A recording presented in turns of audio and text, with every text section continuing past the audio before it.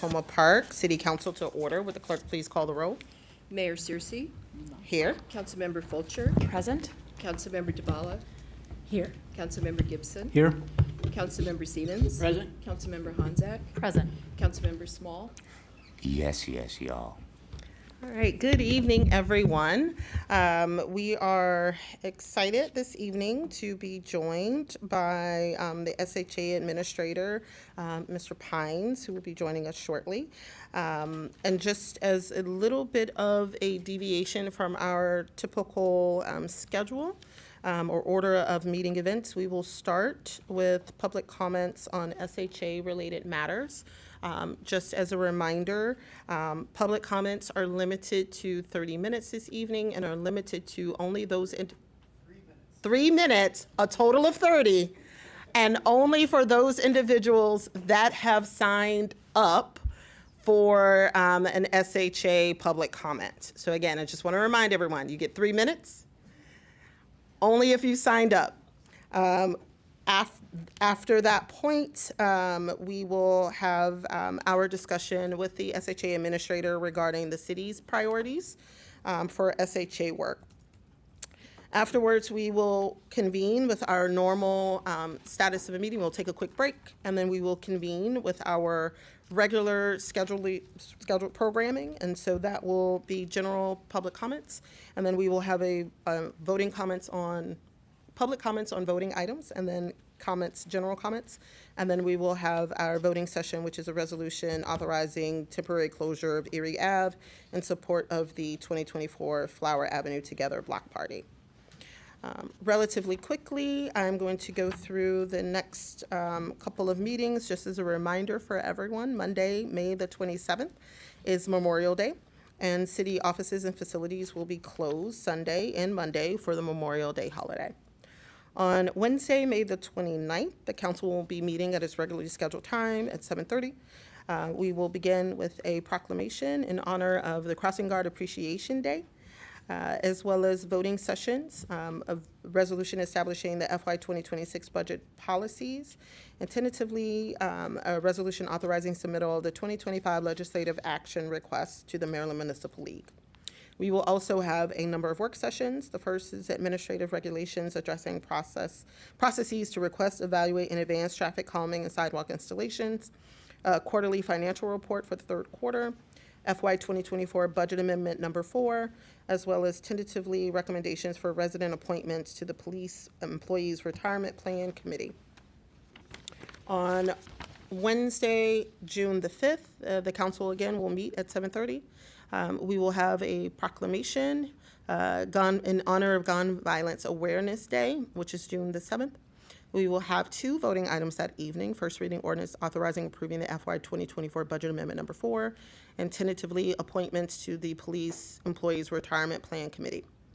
We will then have 3 work sessions. The first is an update on planning for the November 5th, 2024 city election and recommended code amendments, the library construction project update, as well as a discussion of council repeal of resolution 2015-32, policy for new sidewalk design and installation.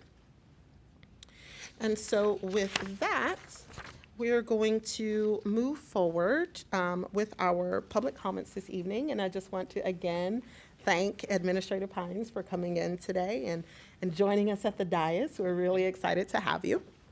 And so what we're going to do is start with public comments on SHA-related matters. That'll go for about 30 minutes, and then the council will walk through its priorities, just to make you familiar with aspects of the city that we think are important for SHA intervention.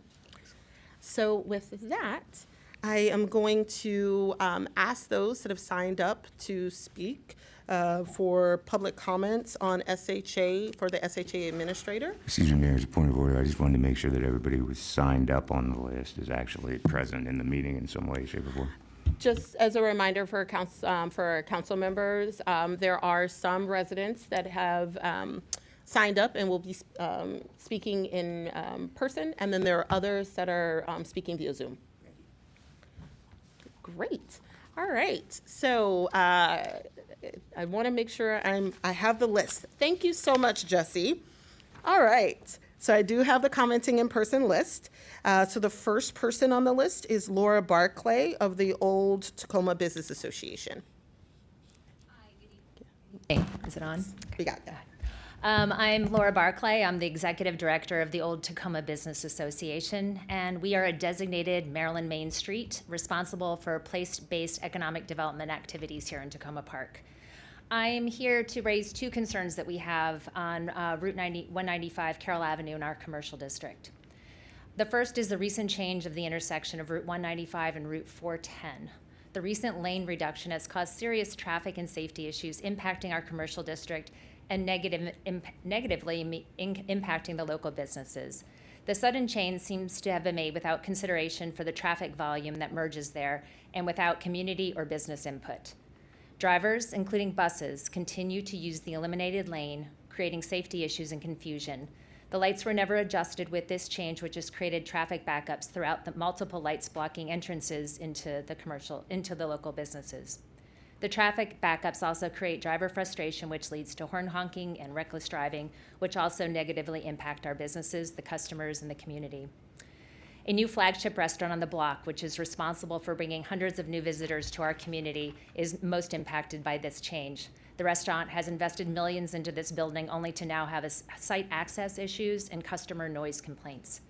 We'd like to ask that SHA return the intersection to its original configuration and make a minor modification to the corner to address the original issue.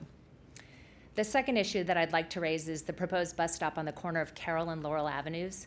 Well, this is a City of Tacoma Park project is currently under review by SHA. The proposal is to add a covered bus stop and move the location of the current bus stop to the corner of Carroll and Laurel.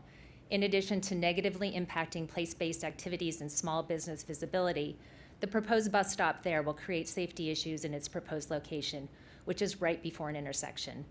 The cars behind the bus will not be able to see the traffic light when they go around the bus into the opposing lane, which will immediately be in the intersection facing ongoing traffic.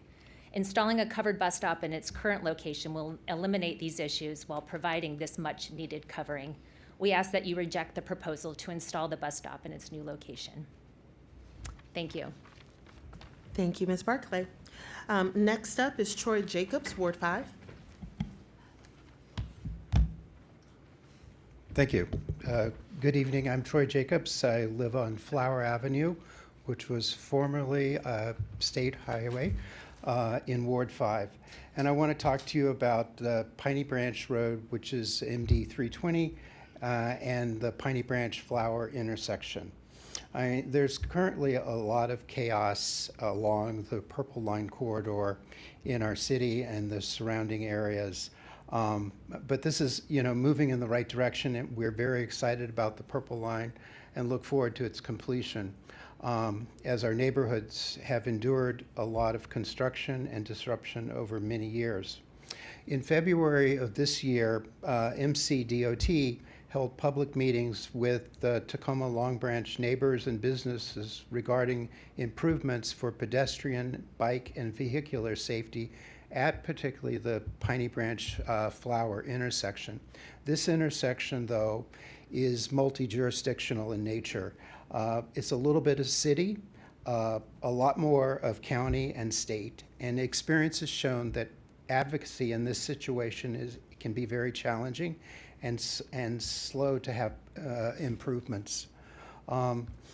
Some of the changes that are needed are to the traffic flow along Piney Branch from University to Sligo Creek Parkway, particularly from Flower Avenue to Sligo Creek Parkway, with Piney Branch already disrupted from Arliss to University with the Purple Line construction.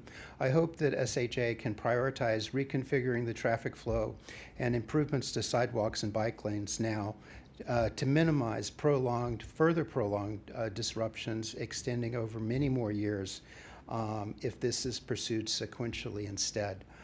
Thank you. Thank you very much, Mr. Jacobs.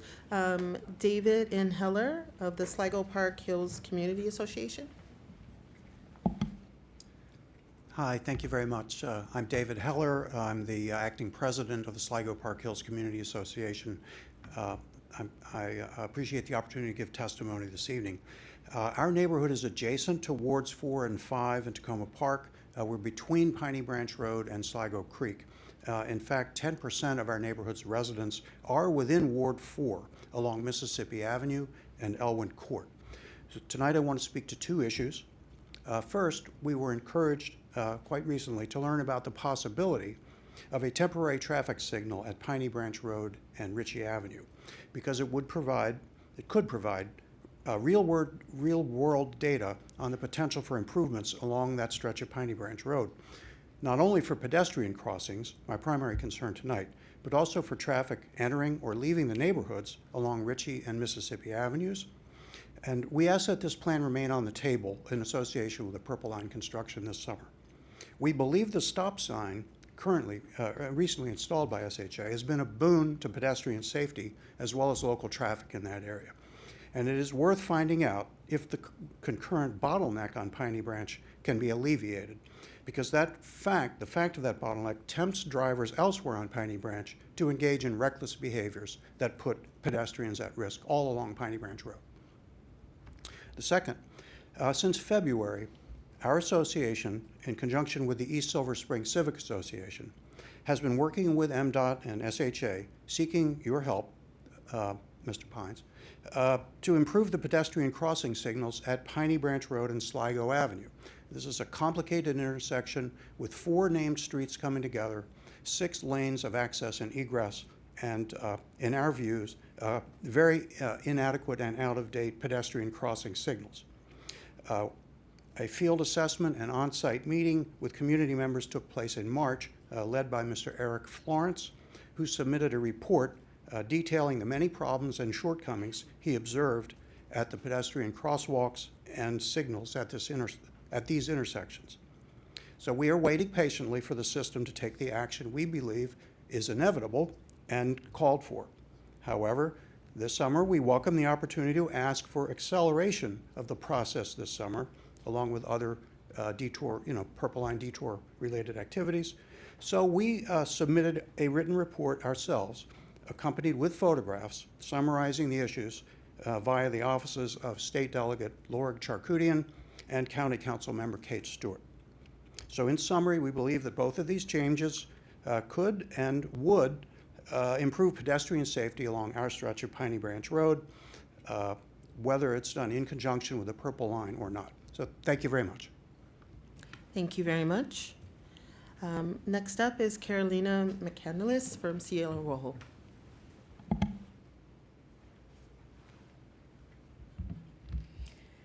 Hello, I'm Carolina, the owner of Cielo Rojo in Tacoma Park. I'm here on behalf of my business and to talk about the new intersection at Carroll and East West Highway in Tacoma Park and how it's negatively impacted our business. So first, I want to say that we've invested a lot of our money in our family-owned business in accordance with how the roadway was before. We had 2 lanes right in front of our business, which allowed us to have truck deliveries really easily as cars could pass to the left of those trucks. And now they've taken away that second road, and not only that, they've put up signs in front of our business saying, no stopping or delivering here. Thank you for that. It has not been good for our drivers. But also, it has negatively impacted the traffic for residents. And another thing I wanted to touch on was that the fire station is right next door to us. And I went over there this morning and spoke to them, and they were never talked to in regards to changing this roadway. And they're heavily impacted by it as well, because when they turn right with their fire engines in case of emergency, now they don't have a second lane when there's a lot of traffic. And they also are constantly getting trapped in because people are waiting so long at the light that now they're very impatient and they block the intersection every time the light turns red. And so they're blocking fire trucks from leaving. Even though the whole intersection has crosses, you're not supposed to block this intersection, people don't pay attention to that. So I think this could have a really bad effect on them getting to emergencies in the community. My proposal is that you change it back to a 2-lane road. It's too busy of an intersection to have reduced it to 1 lane.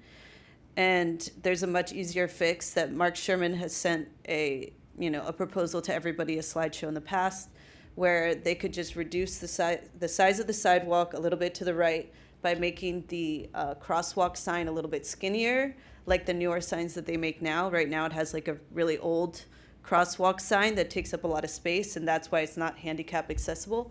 But if you push the wall back a little bit, and change the crosswalk sign to like one of the newer ones, you should still have it be handicap accessible and not cause issues for the buses. This would help everybody. So yes, I ask that you please help us out in this. Another thing is the constant nonstop honking has caused our customers to complain and say they won't sit on our patio ever again. And that's a real bummer with the amount of money I spent on it. Thank you. Thank you very much. Next up is Andrew Nilsson of Ward 5.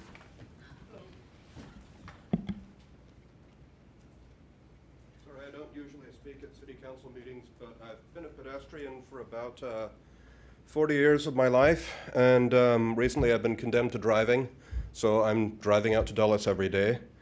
I have a rather radical approach to the frustration that I've heard expressed about traffic lights, and that is to get rid of the traffic lights. If people are left to negotiate intersections in a more organic method, they won't be rushing to beat the red light. They'll have time to stop for pedestrians and bicycles. I also believe that traffic lights are fundamentally more dangerous than other intersections. Accidents at traffic intersections with lights tend to be more damaging to cars and more damaging to people. I've also seen in my life that if people have ways to get around by bicycle safely, outside of the road space, outside of the space that the cars use, that they can get to their grocery stores, and they don't have to drive. And that reduces the volume of cars on the road and the congestion you see at the traffic lights. If I don't have to drive to the Co-op or Cielo Rojo, if I can bike there, then I'm one less car on the road. As the roads currently are, I don't feel safe doing that. I would also say that roads that are too wide for trees to meet over them and shade them are generally too wide. The massive intersections like Georgia, New Hampshire, Piney Branch past Flower should be narrowed and the traffic allowed to flow through the neighborhoods. You can add bike lanes, turn some of the roads into one-way roads, making them narrow, more accessible to pedestrians. I passionately avoid the intersection of Flower and Piney Branch. I will drive a long way out of my way to avoid that place. The place I'm most likely to speed is the yellow light at Piney Branch and Flower, so I don't drive there.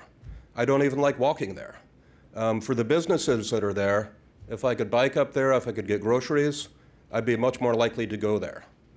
That just about runs out my time, and I've probably already made a bit of a fool of myself. Oh, I was thinking Flower and Piney Branch might make a good traffic circle.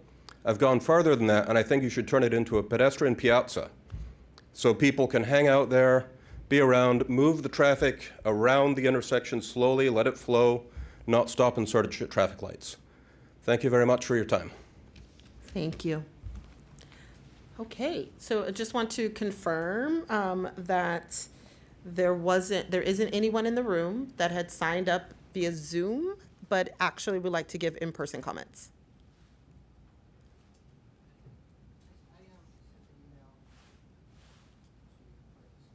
Okay. Okay. And for 5 minutes as it relates to. No, we're doing SHA comments at this time. No worries. General comes after. General comments and comments on voting items will actually come after our discussion with the SHA administrator, and then we will convene our regularly scheduled meeting. Okay? All right. So we're going to move over to Zoom. First up is Donna Victoria of Ward 6. Hi, can you hear me? Yes, we can. Hello. everyone. Donna Victoria, I have lived on Merwood Drive, a block off of New Hampshire Avenue, for about 30 years.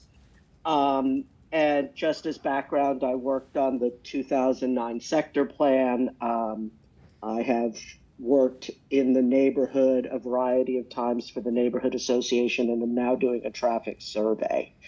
However, I'm still waiting and praying for walkable design of the state highways, particularly New Hampshire Avenue, and designs that really take into consideration the people who live here. It is, I believe, still the busiest bus stop in Montgomery County at New Hampshire and University. We have a record of high pedestrian deaths around this place, and we have many people who are dependent on transit. That is why it is going to be a Purple Line station.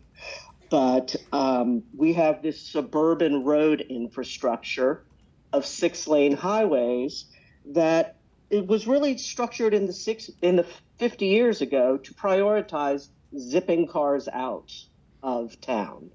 And now I think we desperately need traffic to be calmed all the way from the district line through University. What's happening right now is people commuting on this major highway are calmed by changes that DC has made, get to the district line, burst free, speed through our area, and when they're hitting the Purple Line congestion and delays right now, are zooming into my neighborhood as an off-ramp. We've seen a huge incidence of this.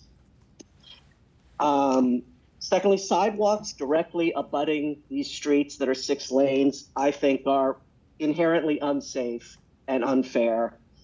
We had a horrific fatality right near my house last summer at a bus stop, and I flinch every time I'm on that piece of sidewalk. I don't think people should have to walk next to cars that are hitting speeds of 50 miles an hour.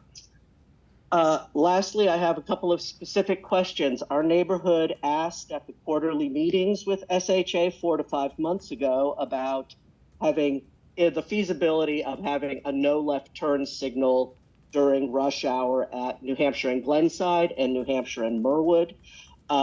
We would like a response. I don't know if they've gotten back to Public Works, but in order for us to move on, we at least want to know if we can consider a change in the light cycle. Currently, we have counts of upwards of 20,000 cars turning left into our neighborhood of less than 500 homes.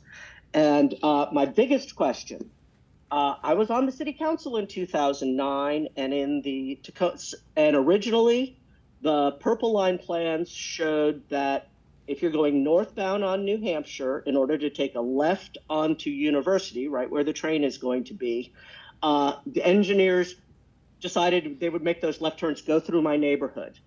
And I jumped up and said, no, we can't do that. The mayor at the time jumped up, but I don't believe the design has been shown to us yet.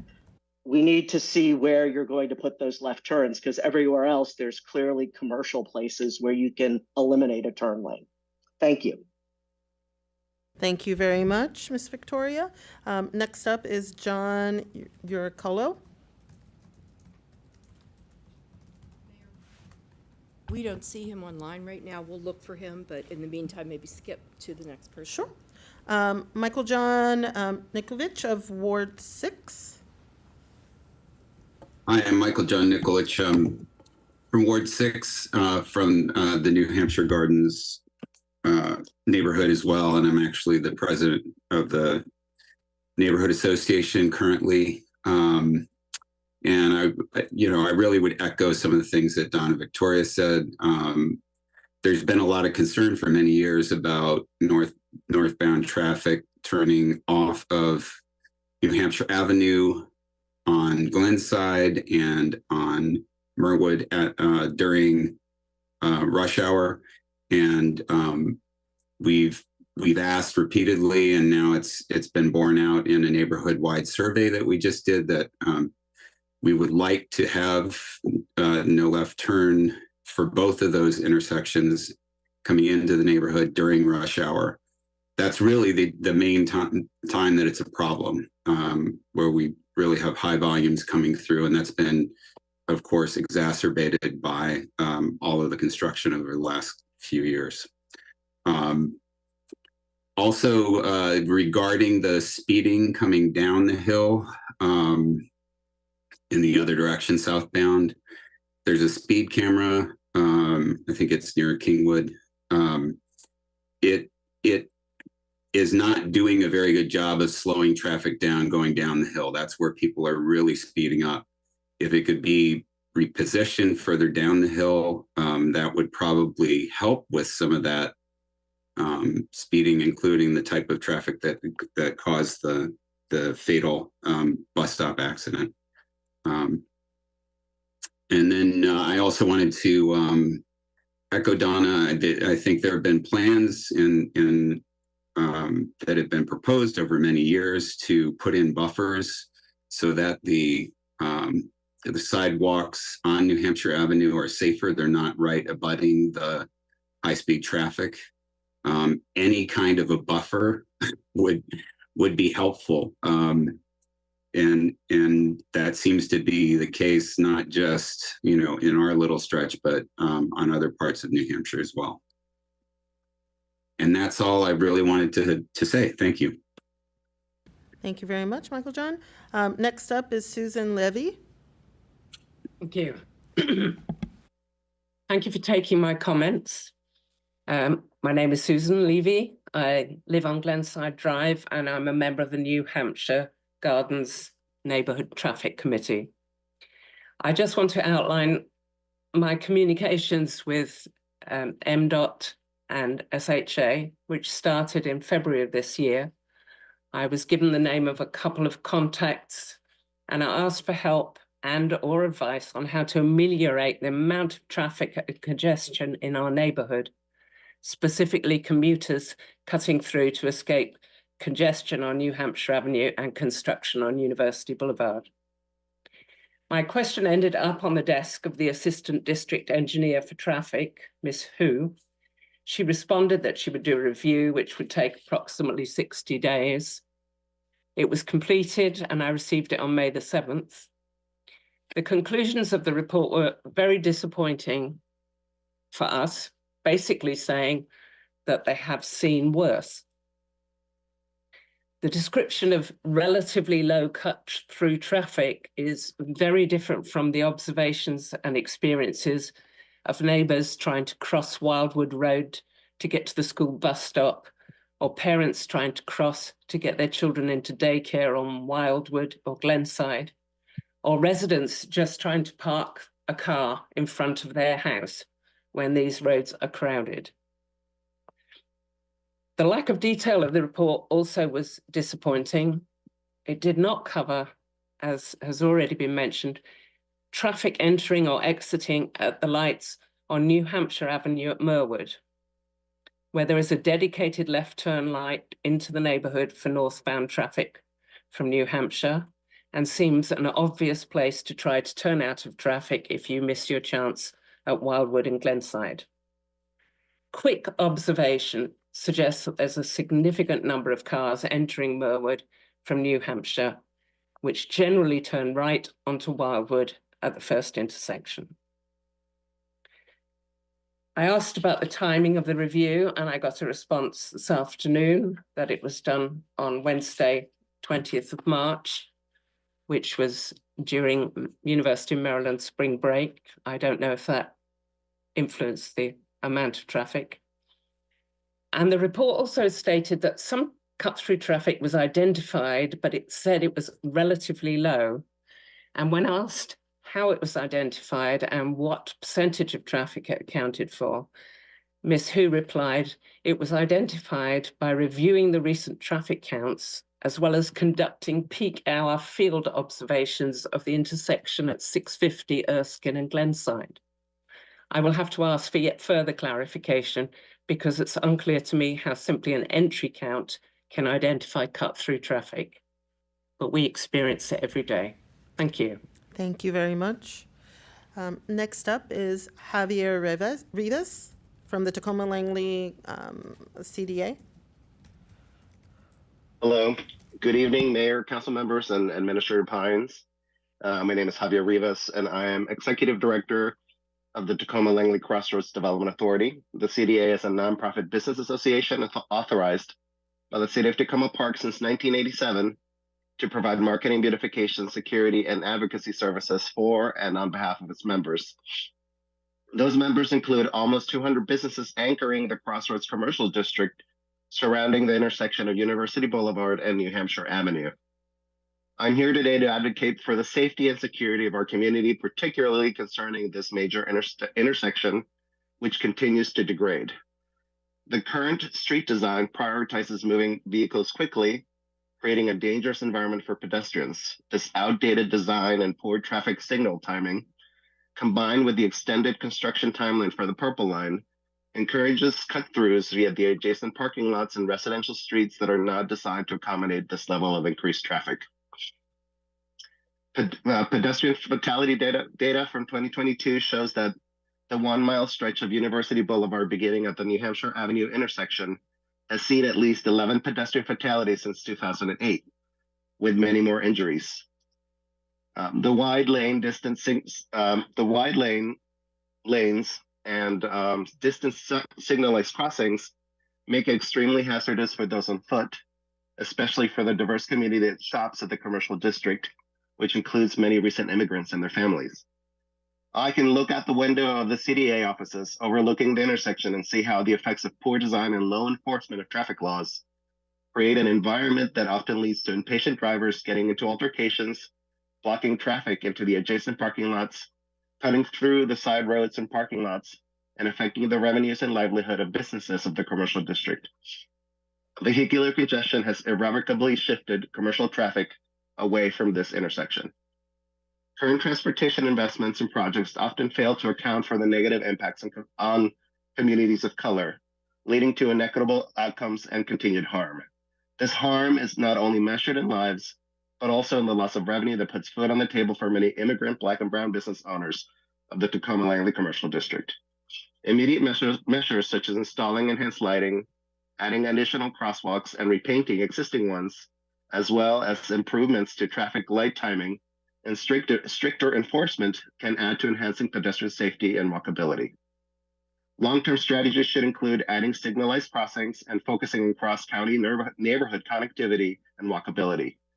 Additionally, SHA should measure pedestrian crossing University Boulevard and New Hampshire Avenues to reach the essential goods and services found in the Crossroads Commercial District and prioritize safety over vehicle speed. We must ensure that impacted communities are centered in decision-making and that all negative impacts of transportation investments are quantified and addressed. I respectfully request that support the City Council and the State Highway Administration in implementing these measures. Your collaboration is crucial to ensuring the safety and security of our residents and the communities that shop at the Crossroads. Thank you so much. Thank you, Javier. And last, Tina Wiley from the Tacoma Park Volunteer Fire Department. Thank you. It's Willie, but that's Willie, okay. so sorry. It's okay. A couple concerns that were brought up to the State Highway Administration in regards to being in front of the station were cars coming either up Philadelphia and basically trying to beat the red light and blocking our ramps for us to exit. And so now they have no stopping and or don't block the box sign hash marks there, but they're being ignored. You can stop here any given time during the day and it can be 4, 5, 6 cars deep in front of the station. That is a issue big time. If we are responding to an emergency, it can cause, delays. And then if not just that, but when we're coming back and trying to get our engine or ambulance into the station, we have personnel that step off those units to block traffic, stop traffic so they can back into the station. There have been vehicles that just blatantly drive through the intersection. No matter, even if the light is, it's usually red because we have traffic control that we can hit to back in. But, that's putting our members at risk for being struck, as well as it's dangerous for our citizens, to the community. If a truck is delivering food next door at Cielo Rojo and they happen to be parked in the one lane that is now there as you cross over in front of the station on Carroll Avenue, we can't get out of the station because people are like using the little yellow painted island as the lane to go around. So in an emergency or non-emergency, it's still causing major issues for us. And I didn't really get a chance to chit chat with many of our members. I wanted to hit up some of our career staff, but I wasn't able because I didn't really know about this meeting until earlier today. And it's been kind of hectic for me, but I'm doing my best. But just know that it really is causing issues here in front of the station. And I know there's drivers that are a little upset with some of our members honking horns, and it is a loud horn when they are sitting in front of the station blocking the station. So I would hope that, something could be done to better this. It's just not, I don't feel safe, and I'm not an emergency person. I'm an admin member. I'm here 7 days a week, and I witness this traffic every day, including Saturday and Sunday. So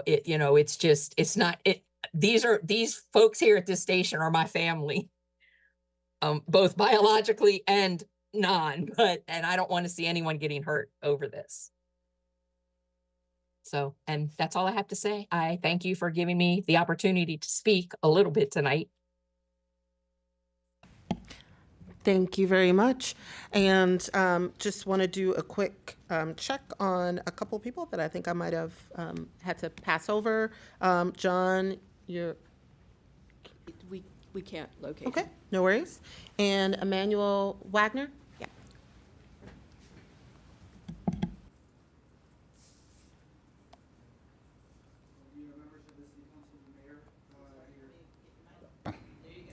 Okay, well, thank you. Dear SHA Administrator Pines, thank you so much for actually coming here. I'm Emmanuel Wagner, resident in Ward 2 in Tacoma Park. I was a member of the Tacoma Junction Vision Study a few years back and vice chair of the Complete Safe Streets Committee a few years back too. I appreciate the SHA's interest, and I actually had 2 points, but one was really covered well already, which was the backup traffic and the one lane issue that we're experiencing. I'm using the junction every day because my son's daycare is right there at Tacoma Montessori, and it's been really an issue. Unfortunately, there was no public input, I guess, in the decision making over there. The part that I wanted to focus on, and thank you so much for having the opportunity, I know I signed up last second, Tacoma Junction is currently heavily utilized. And it takes some cars like 3 lights to get through. That was even before the realignment, before the lane adjustment. This prompts many of the drivers to actually use residential side streets, which we haven't really talked about, to avoid the intersection. I'm on one of those side streets on Lincoln and Boyd Avenue, but basically a lot of the residential side streets around there are being utilized by those drivers that know the intersection and know to avoid it.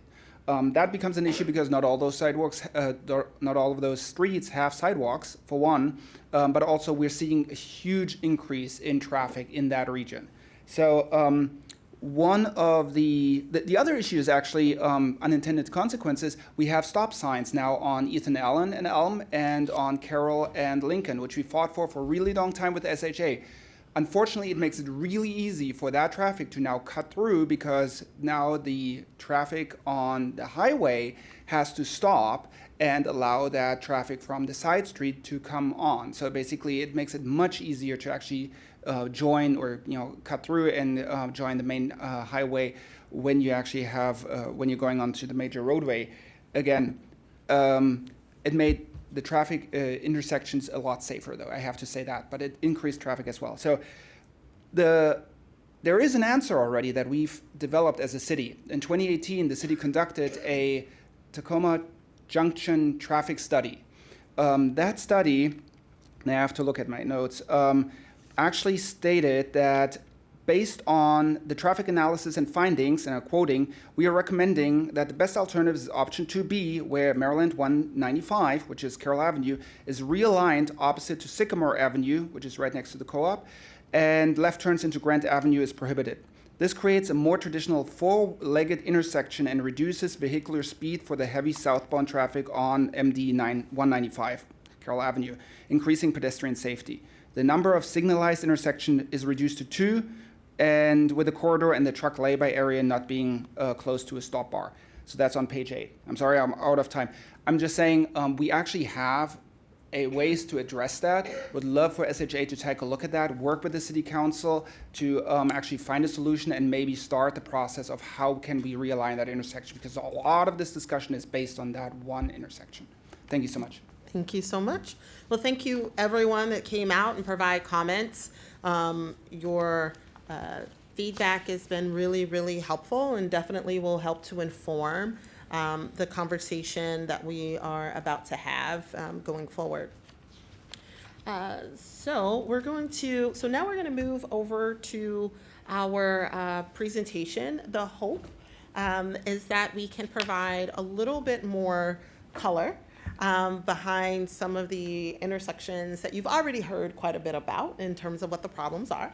And then it's going to provide us with an opportunity to do a little bit more of an explicit ask of SHA, just to make sure that you're familiar with the things that we've already asked your staff for, and definitely to make sure that we're able to build that bridge of collaboration in terms of ensuring that we can establish a path forward.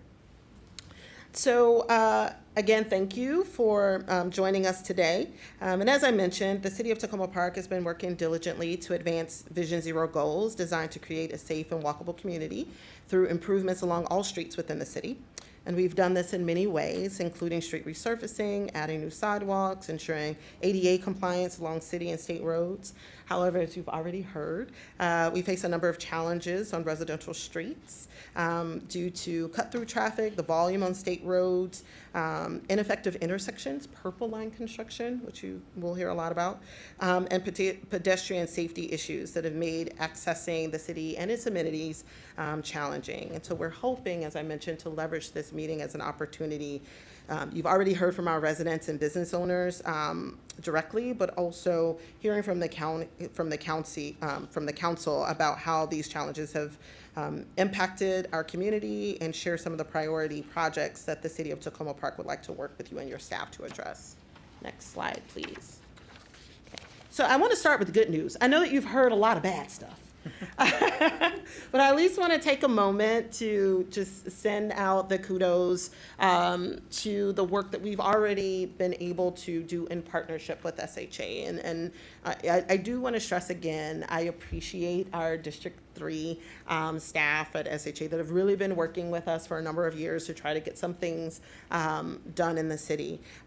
You've already heard a little bit about some of the stop sign installations along Ethan Allen and Elm, as well as Carroll and Lincoln, which you heard about earlier, and how those installations of the four-way stops at these locations were really instrumental in enabling the city to facilitate quick installation of the stop signs, but also improving safety within the community. A big thing is the Carroll Avenue MD 195 street resurfacing project. That was huge. And I think the big thing that was so important about this particular project is that collaboration on the ground that happened, where SHA allowed our city staff to participate in meetings on the project. And it was just really useful and helpful in terms of making sure that the city was informed along the way as a lot of this resurfacing was happening. And then there's a couple of other really big projects that we've been able to work with SHA to move forward. The Flower Avenue Green Street and Ethan Allen Avenue and New Hampshire Avenue work that has been done. SHA worked with the city on the TAP projects, including Ethan Allen, New Hampshire Avenue intersections, and the Flower Green Street project. In both of those cases, the city initiated the project, but SHA staff at multiple levels were involved in the design and review of the final project approvals and pre-construction, during construction, and post-construction in terms of review and approval. So now we're going to walk through our priority SHA requests, which emphasize the following state roads. So you've already heard quite a bit about Piney Branch, MD 320, Ethan Allen, 410, University Boulevard, as well as New Hampshire Avenue. Next slide. So with that, we're going to talk a little bit about Piney Branch. And so with that, I believe I'm going to turn things over to Councilmember Fulcher. It's going to kind of walk you through some of the Piney Branch modifications that we're hoping to accomplish. And with that, I'll turn things over to Councilmember Thank you, Fulcher. Mayor. So Piney Branch is an important thoroughfare for our community, connects us to DC. It's sort of a way that a lot of us get to the Beltway as well. And it's also used for pedestrians, specifically families walking from local schools. With Purple Line construction and increased traffic volume, it's made this area more dangerous to navigate for both people in vehicles and people outside of them. Moreover, these challenges will only be exacerbated during Purple Line detours, which I appreciate that there's been some acknowledgement by SHA about some of those issues, which will redirect traffic to Piney Branch in both directions this summer. The City of Tacoma Park would like to request that SHA, I know that there's right now a temporary light to be installed at Piney Branch and Ritchie, but consider that that would be a permanent light. Also lowering the speed limit on Piney Branch to 25 miles per hour, and then conducting an intersection study for a new pedestrian crossing at Piney Branch in Manchester. And so now I'm going to pass over to Councilmember Gibson to discuss Ethan Allen.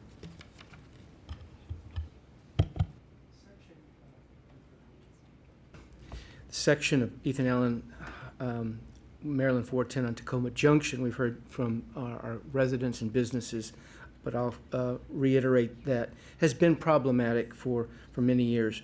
So much so that in 2019, SHA conducted a vision study for the intersections and traffic at Tacoma Junction at the intersection of Maryland 195, Carroll Avenue, and 410, Philadelphia Avenue.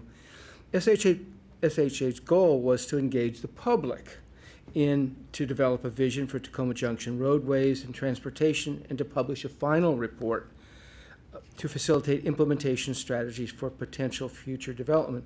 The vision study was completed in 2020. However, despite this work, this area continues to be plagued by issues such as pedestrian safety, overall challenges with traffic flow, which impact deliveries to businesses, as Cielo Rojo owner mentioned this evening.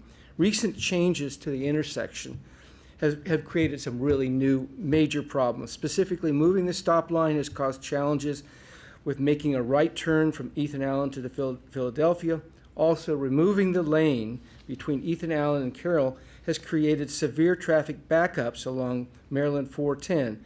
The long-term solution is a reconfiguration of the entire intersection. And I will repeat, I was glad to hear from our volunteer fire department in terms of those impacts too, and potential dangerous situation that might cause.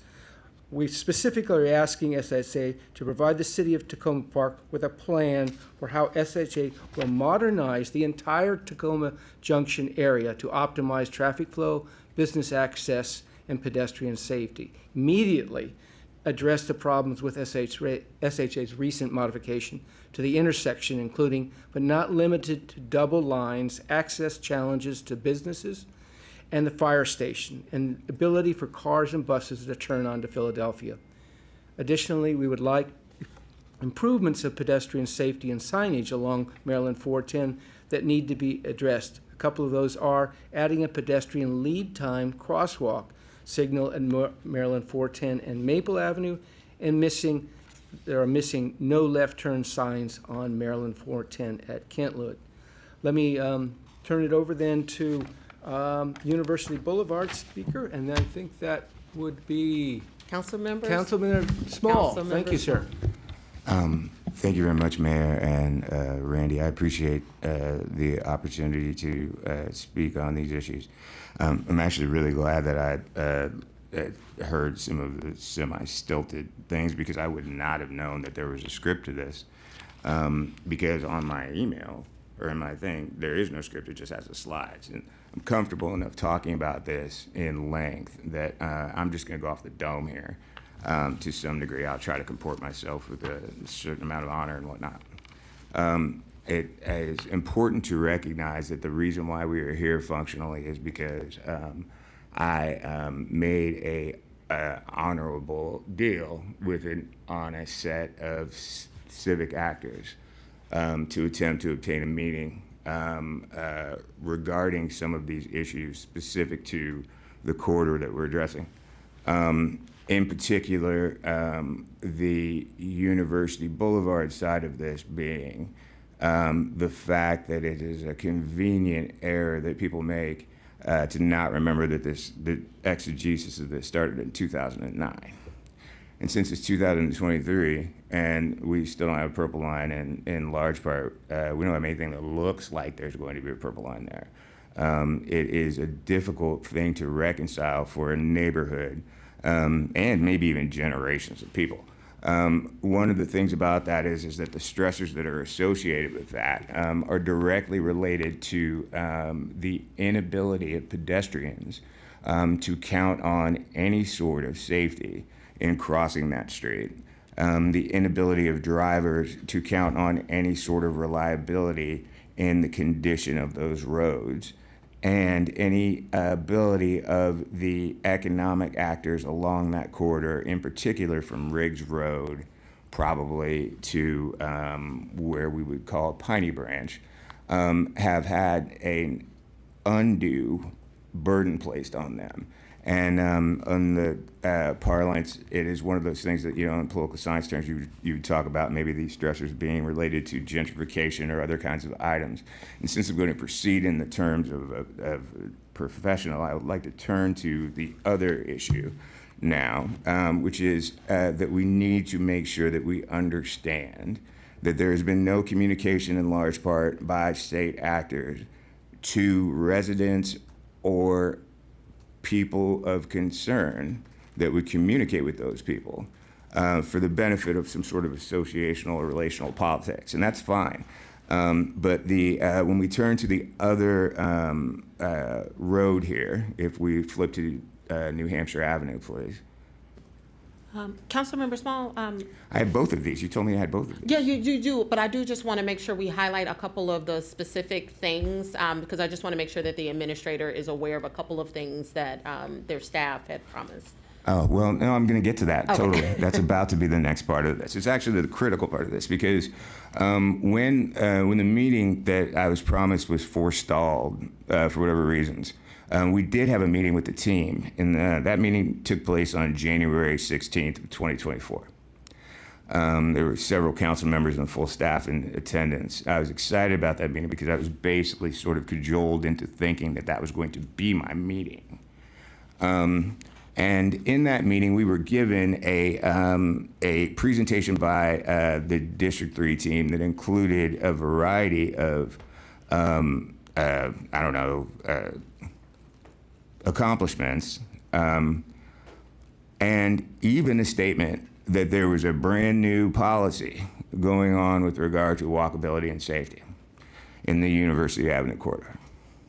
But ironically enough, that happened on the other side of University Avenue from my district, and I kind of blew a gasket in that meeting because it was my hope and understanding that we would be talking about the variety of issues associated with corridor traffic, bad design, and other things. And so I don't want to relitigate any of those points.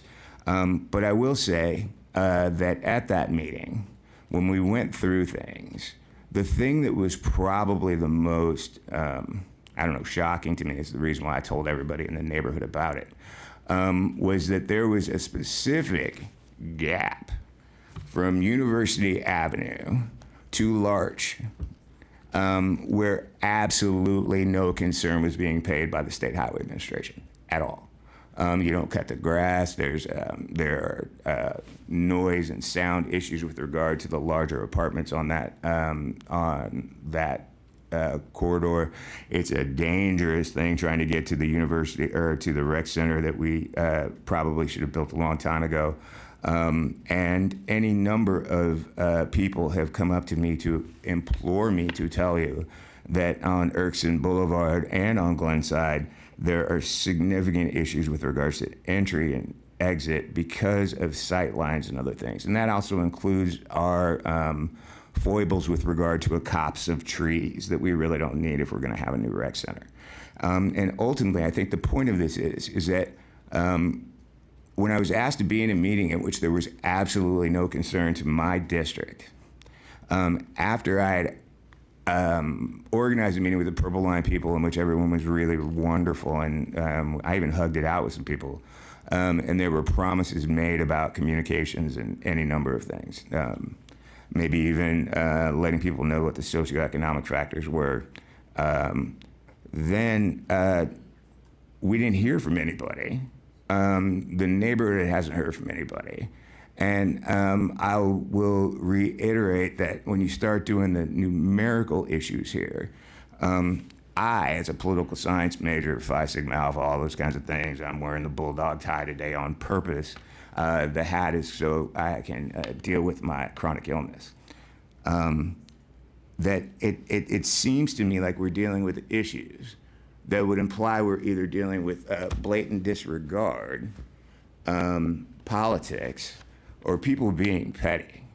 And the issues with that, when you start dealing with this, are difficult because there's names involved and there's trajectories.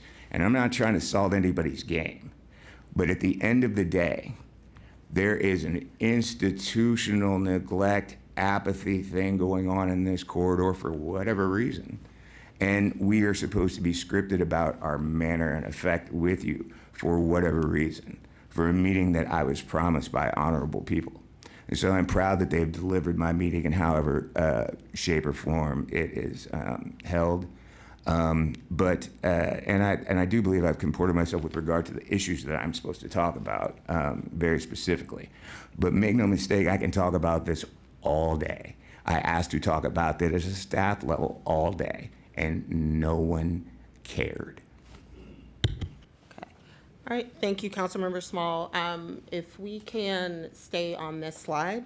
So there's a few things that I do just want to make sure that we highlight because I know that there were a number of recent meetings that were had with SHA as well as the Purple Line team, and I appreciate them. I actually met with Carla Julian this morning at 8 a.m. To talk about Ann Street.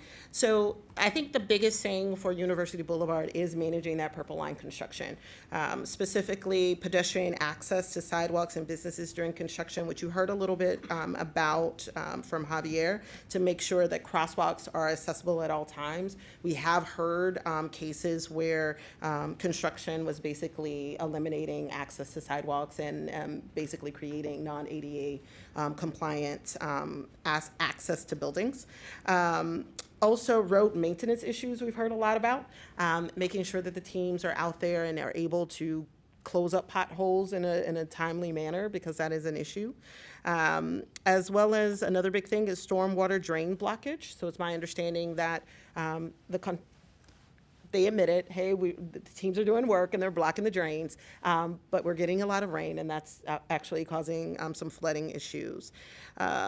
Additionally, we want to highlight the need for improvement of pedestrian crossings, specifically at University and Carroll and University and New Hampshire Ave.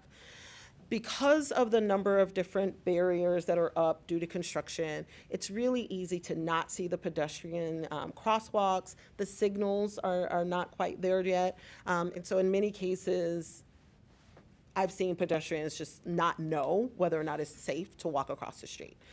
So whatever we can do to make those improvements.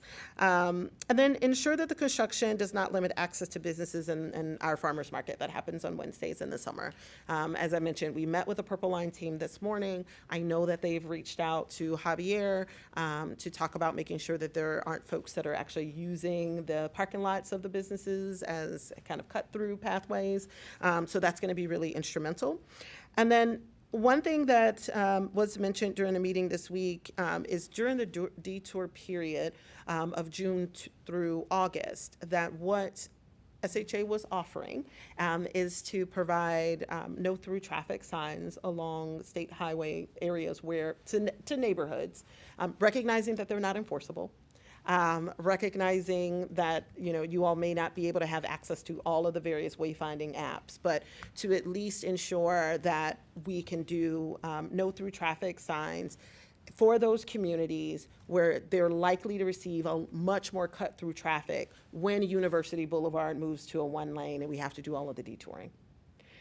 So there's a couple of places that we're already suggesting, and we will provide your team, and they've asked, provide your team with those specific entrances that would be the most beneficial.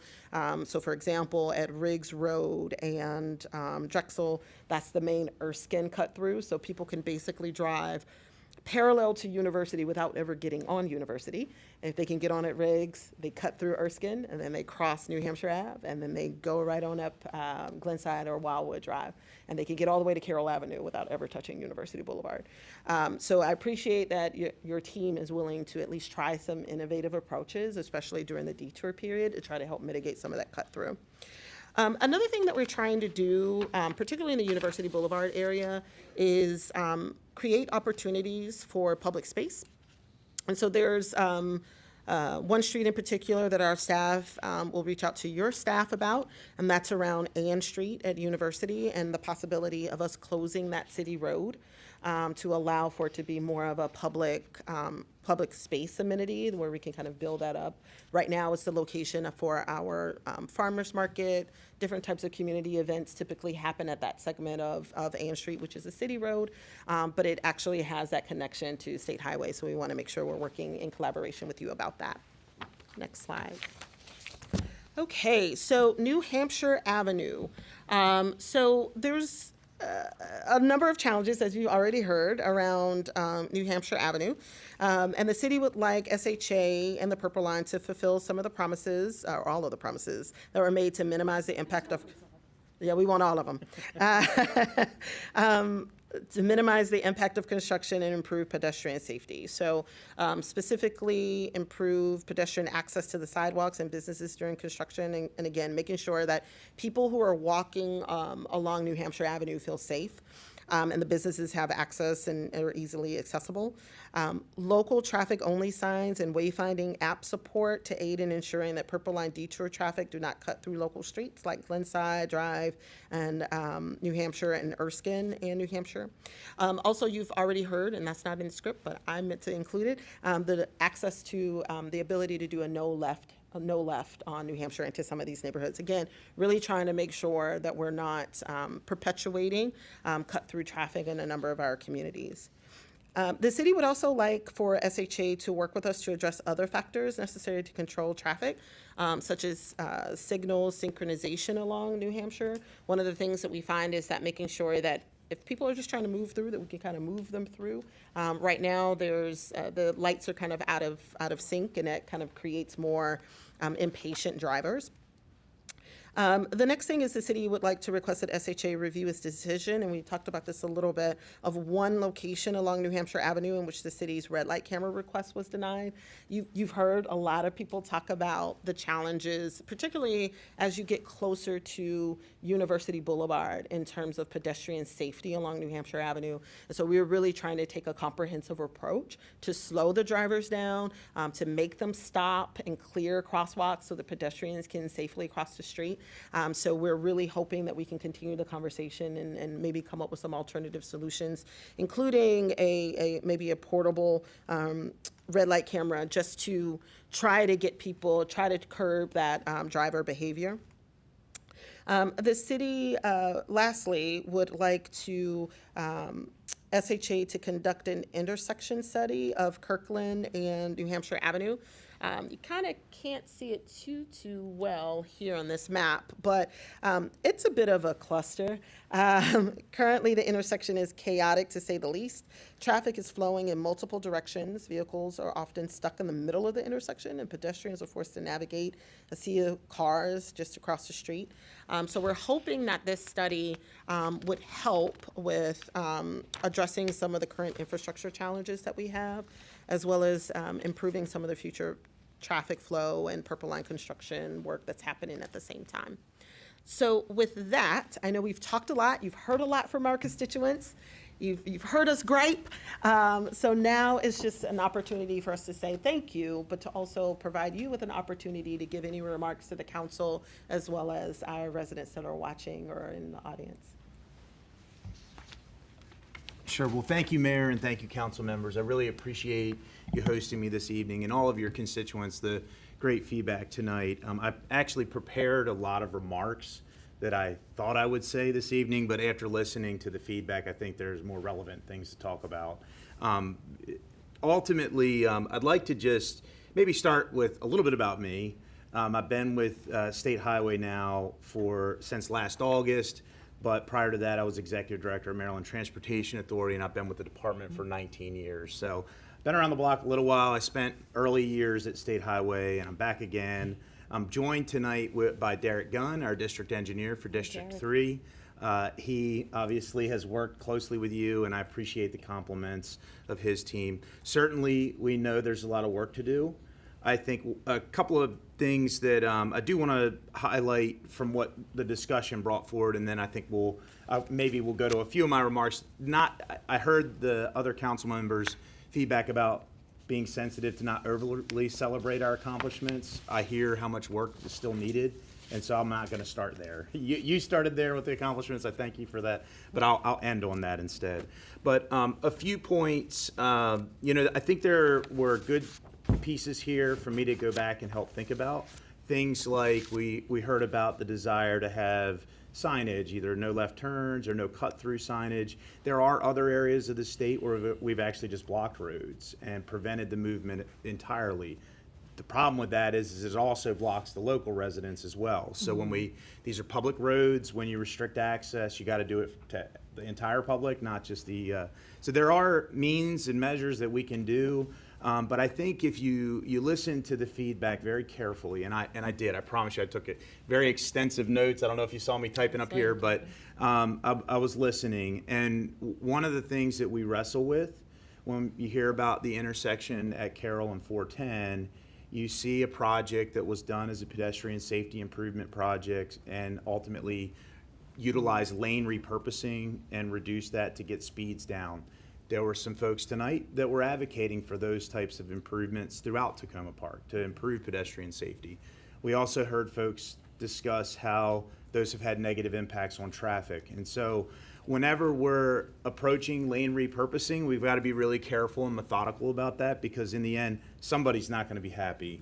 And so a lot of the suggestions that were made here kind of touch on that at different points.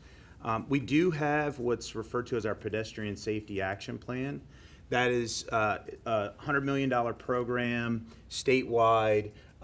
We made a large announcement at the Hyattsville US 1 Trolley Trail project. When that opening occurred, we announced that 650 would be in both Montgomery and Prince George's County, would be one of the first corridors that received investments.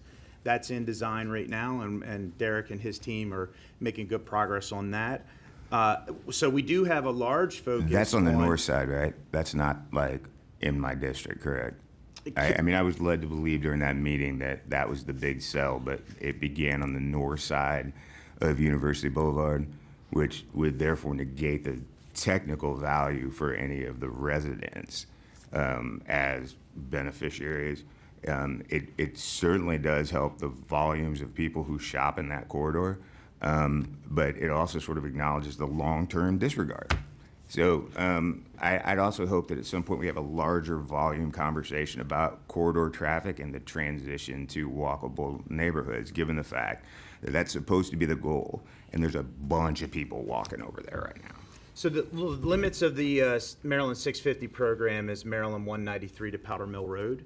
Candidly, I'm not sure exactly where your district limits are, but we can absolutely have a continued conversation about the limits of that program to make sure that if there's opportunities, I don't know exactly the limits that you're asking for. None of that is in my. Yeah, I think, and we can definitely follow up.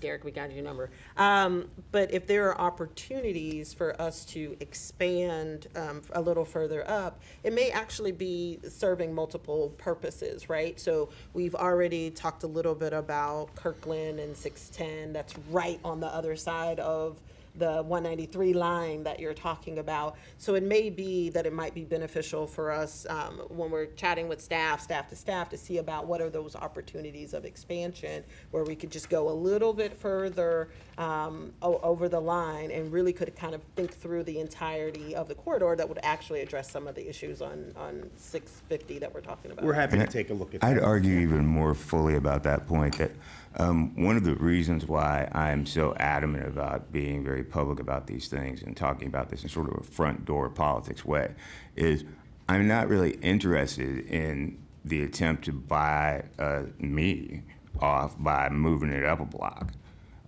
Like I'm talking about the profound institutional neglect in that area. And you know, if we're just going to do the list, then I would appreciate it if we had coordinated lights to go with those red light cameras so that people wouldn't assume that it was a cash grab. That way we could talk about it politically and people would know that we are trying to regulate traffic so people can walk around there. In addition, I would probably say that from Larch down, there needs to be at least some acknowledgement of the fact that there is no way off of there when you have all of a sudden been severely constricted by the lack of concern on the Maryland side of New Hampshire Boulevard. So people get really irate, and starting at 1 o'clock, it's basically over with if you're trying to do anything over there. I believe it's probably one of the things that's going to be used in the future to say why we need to move the library back, because it's so difficult to get to the library even though it's serving more people. And so a lot of these things redound back to a theory about political science, about how for some reason we seem to be a really connected town and place, but nothing happens for the benefits of the people who are directly next to the economic engine of the town that isn't property taxes. Thank you, Councilmember Small. Just want to remind my colleagues, I see a couple of lights.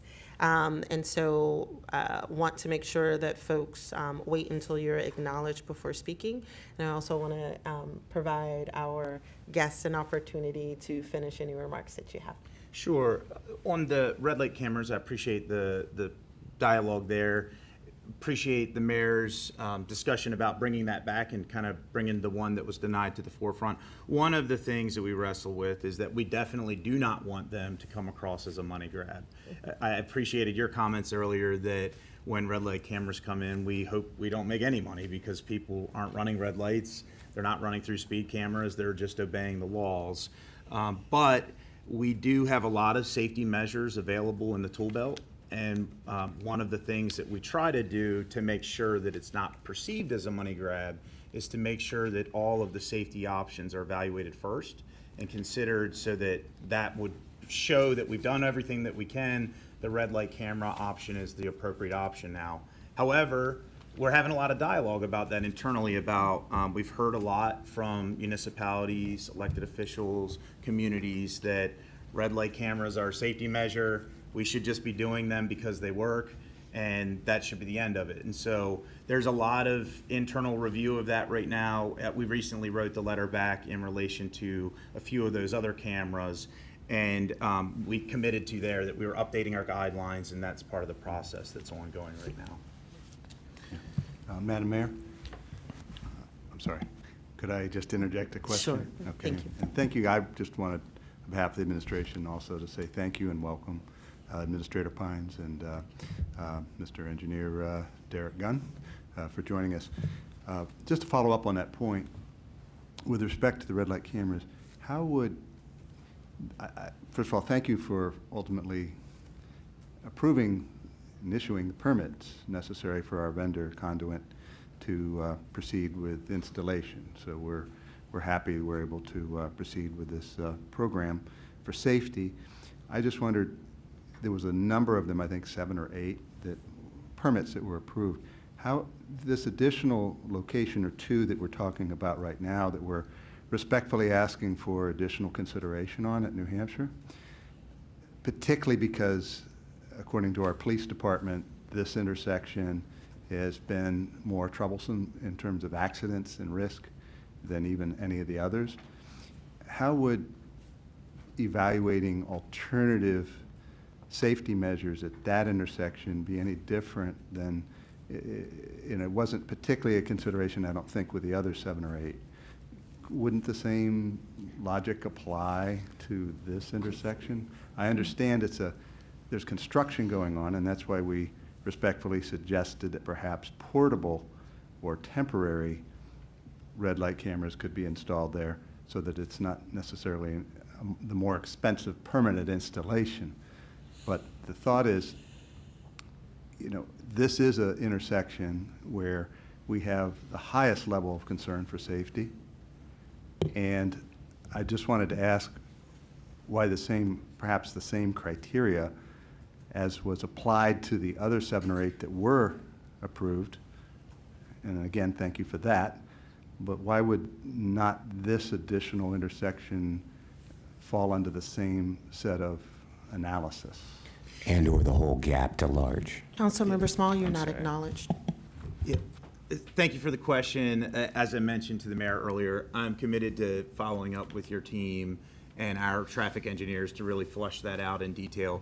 Candidly, I don't even know all of the background as to why the decision was made, but we'll work with you to make sure that that's communicated and clear, and to see if there's an opportunity to make some tweaks that would make it acceptable to move forward. Well, thank you, and we can avail you of any information that we have, perhaps crash data, testimony from police and public works employees and others that would maybe help bring the full picture to you and your staff's attention. We very much appreciate your giving this a second look.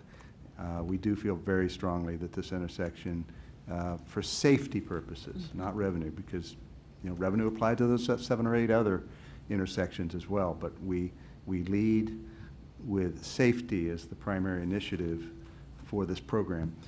And this is an intersection that we have more safety concerns about than any of the others. So just wanted to respectfully make that point, and thank you for listening. Yeah, no, thank you. The only other follow-up I wanted to make out of the comments that were made, obviously there were a lot of asks here. Yep. We got to go back. There were also things that were noted in terms of said as promises. I don't know all the history here about promises, who said what, when. What I can do is take this back, just for clarity for everybody in the room. The Purple Line project is led by the Maryland Transit Administration and ultimately by their concessionaire. Much of the project, though, however, is built on state highway right-of-way. So while they're the lead, we do have some oversight over how things are done on our property. And so we have regular meetings with MTA, and but ultimately, in terms of public engagement process, they are the lead on the engagement. I'm going to go back and talk to the administrator, Holly Arnold, for MTA, to talk about some of the feedback that we heard tonight, that the engagement hasn't been successful, that there's been things that have been implemented that weren't well communicated. And I'm going to have that conversation with our team as well about some of the 410 and Carroll and these improvements that have been implemented in these highly congested, dense areas that didn't talk to the fire department and the things that we heard tonight. So I don't have an answer for much of what was said here, but I will. I'm committing to go back and having a fresh look at it all with our team, with MTA, to get back to the mayor with responses on this, and to Derek was kind enough to give me a lot of these things. He did let me know that there are evaluations underway for many of them. And so we'll make sure that all of them are in some form. And if we're not looking at it, we'll let you know. One of the things that was talked about was the temporary signal. And frankly, we have a meeting with Delegate Charkoudian. It was sort of alluded to that was agreed to. We're still looking at that. So I just want to be clear on that point there. Yeah, so, I was in that meeting. Okay. Yeah. I'd just like to say, as a point of order, that you do seem to have sincere eyes. And that's really all we have to go on here as the titular figurehead of an organization that I could allegedly make a really good argument about. But I do want to say to you that if you were to do the things that you said that you were going to do, with the honor and integrity invested in your office, just like our esteemed city manager and our staff here, you won't be hanging up staff who don't get answers, who get berated by people who have good words. And when people used to say things like well-spoken, they were still good at these things. And so I promise you that if you just do your jobs, everyone is going to be really happy in the corridor. Thank you, Councilmember Small. Just want to remind that folks, normal protocol applies, and please wait until you're acknowledged before you speak. No worries. All right. So I do just want to, again, stress that I know we dumped a lot of stuff on you, right? And the goal is not for you to solve every single thing that we've raised today, but to really just make sure that we use this rare opportunity to just highlight some of the concerns that we have as a city, and to really just try to set the foundation for how we are continuing, and we have been working with District 3, but hoping that some of these things can get moved forward more quickly than they have been in the past. Councilmember Dabala. Thank you. Thank you for taking the time to come, and District Engineer, thank you for taking the time to come in person. It really means a lot to me. A lot of what you're hearing has to do with state highways through a residential neighborhood, an urban residential neighborhood. People are walking, their kids are going to school, and those conflicts are, your main mission is to keep the traffic flowing, but here we have all these other concerns. So in that spirit, I bring up one more project, which is not on the accomplished list because it isn't done, and isn't on the gee, we want you to do it because it's in process. And that's the Carroll Avenue and Flower intersection. So the temporary work was done, thank you very much.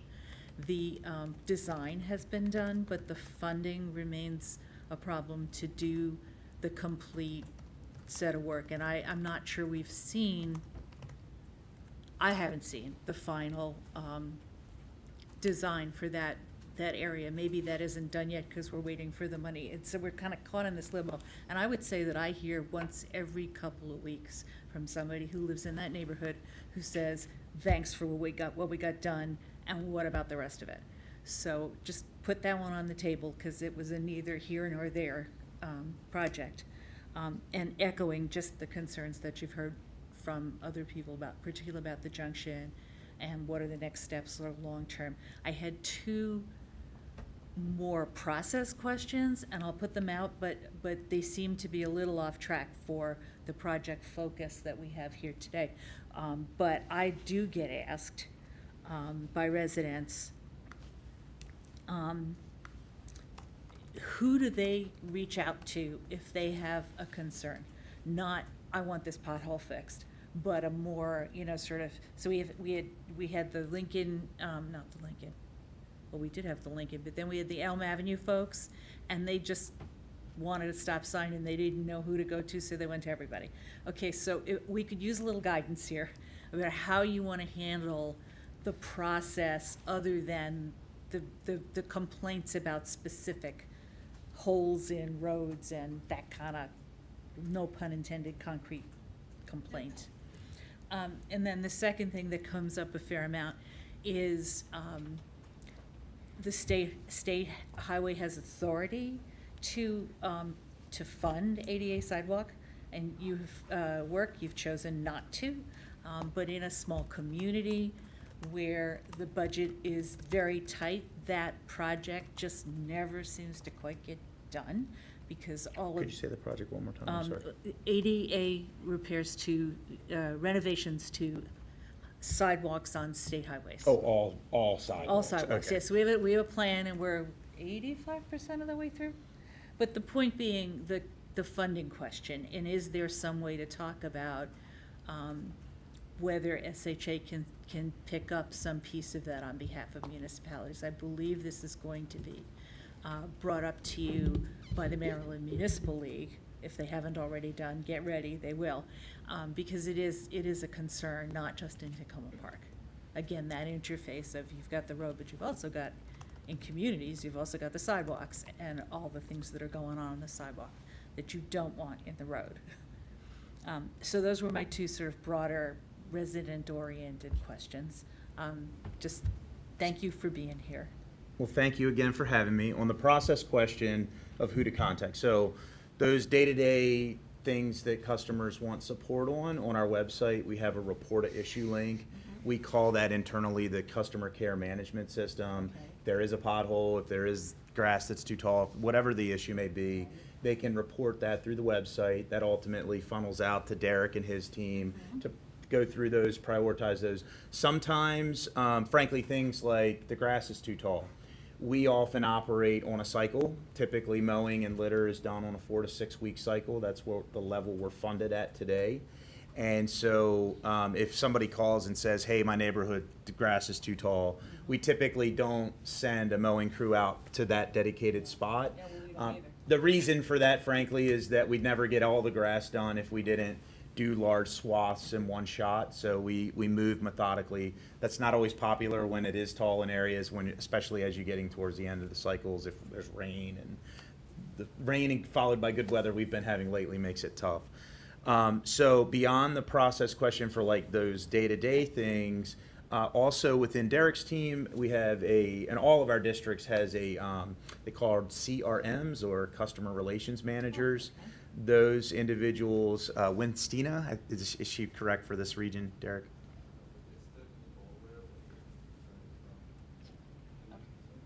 Tiffany Bolware for this area.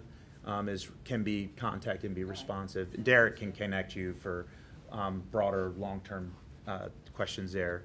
Related to maintaining sidewalks, this is a tough issue.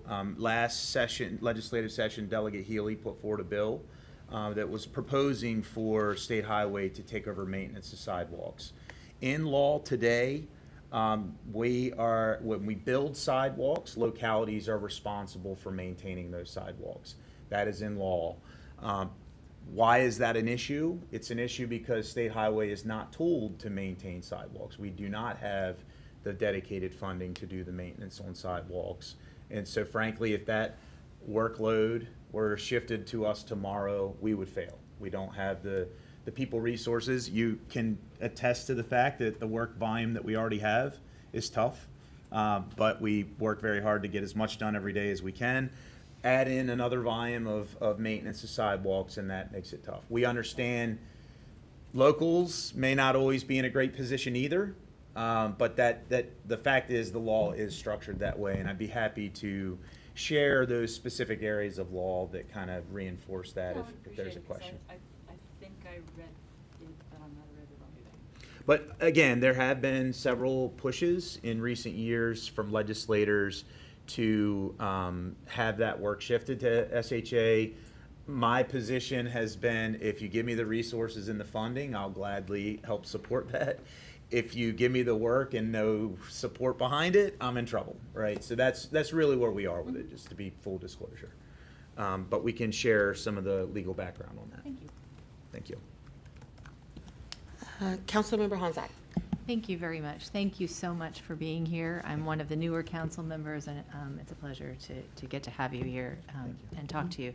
I am one of the council members that sits at the northern end of our city, so we're right near Arliss Station. One of the audience members, or one of the residents, spoke about the intersection at Piney Branch and Flower Avenue that used to be state highways, and the cross-jurisdictional area here. We talked a lot about University of New Hampshire, but not so much about that spot. And I just wanted to particularly emphasize, I guess, you know, as you try to read through, we have a lot here, and you go back home. I mean, I guess I personally would just love for you to take home the sort of big picture value set to your team that says, when we look at this data and we figure out where we should begin, that we're really, really taking a lens of pedestrian safety with the purple line coming and construction happening right now, and fatalities. And if you do that, I definitely think that you will land on many of the things that you've seen here in our PowerPoint, among others. And I think if you could repeatedly emphasize that message in relation to Tacoma Park issues, and I would invite my fellow council members to say yay or nay. I think this is one of the things we're trying to really push for, and it's not easy to change business as usual, but this is one of the things that's really frustrating. You know, the Langley Park area, for example, has the highest number of fatalities in the entire county. So we all look at each other and go, so why isn't there more happening there? Why doesn't that spot you said doesn't extend below New Hampshire? Why doesn't it, below University 193? Why doesn't it come down further, therefore? And then it so happens to coincide, as my fellow Councilmember Small was saying, including in my own ward, Ward 5, with the two of our poorest, most black and brown neighborhoods, with a lot of immigrant populations in those areas who really aren't comfortable advocating. I went on a Purple Line walk this weekend, which was really enlightening. We had a huge group of people. We were being spoken to in Spanish with translation for all these different stakeholders. And it was just an excellent walk. And as we got to University and Piney Branch to try to cross as a large group, we were actually put in such a dangerous situation that everyone was freaking out, that we were going to die. And it was terrifying. It was really, really dangerous.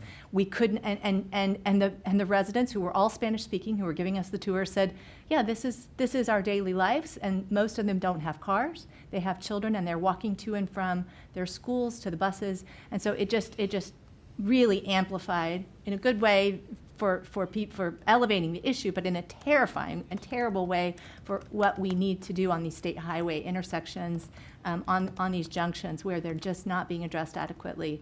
I would invite your team perhaps to come and walk through these areas, you know, from up Piney Branch, where we have our school at Tacoma Park Middle School, so you got lots of school children, come walking up Piney Branch, and you then get to one of the very busiest intersections there, Piney and Flower, where you have a lot of Hispanic-speaking and Ethiopian immigrant populations who probably aren't interacting much with SHA. Then you walk further north, you'll see the businesses are being impacted. They don't have a place to walk, and traffic's going too fast, and they're in a single lane right there because of the construction. And that's the only lane that gets people from my ward, only my ward, to Rolling Terrace Elementary School. And it's full of potholes, which, yes, is Purple Line induced, but it's really, really dangerous. So again, if you could just go back to that pedestrian and fatality data, I think it will take you in the right direction. Thank you. Thank you. Thank you, Councilmember Honzak. Councilmember Fulcher. Thank you. If I may, I might Sure, offer a couple of responses there. So one of the things that I think it would be helpful, and I'm not the technical expert on how the pedestrian safety action plan was developed, but it did look at pedestrian fatality information, equity, all of the safety data in terms of signalized crashes, different information to help lead to the specific corridors and the limits that were selected. We have, that's not to say that they can't be tweaked to fit and maybe even go down the crossroads a hair in certain instances. But one of the things that when I talked about the funding levels, the program currently has 100 million, but we had 23 corridors that were selected in the first tranche of the PSAT program.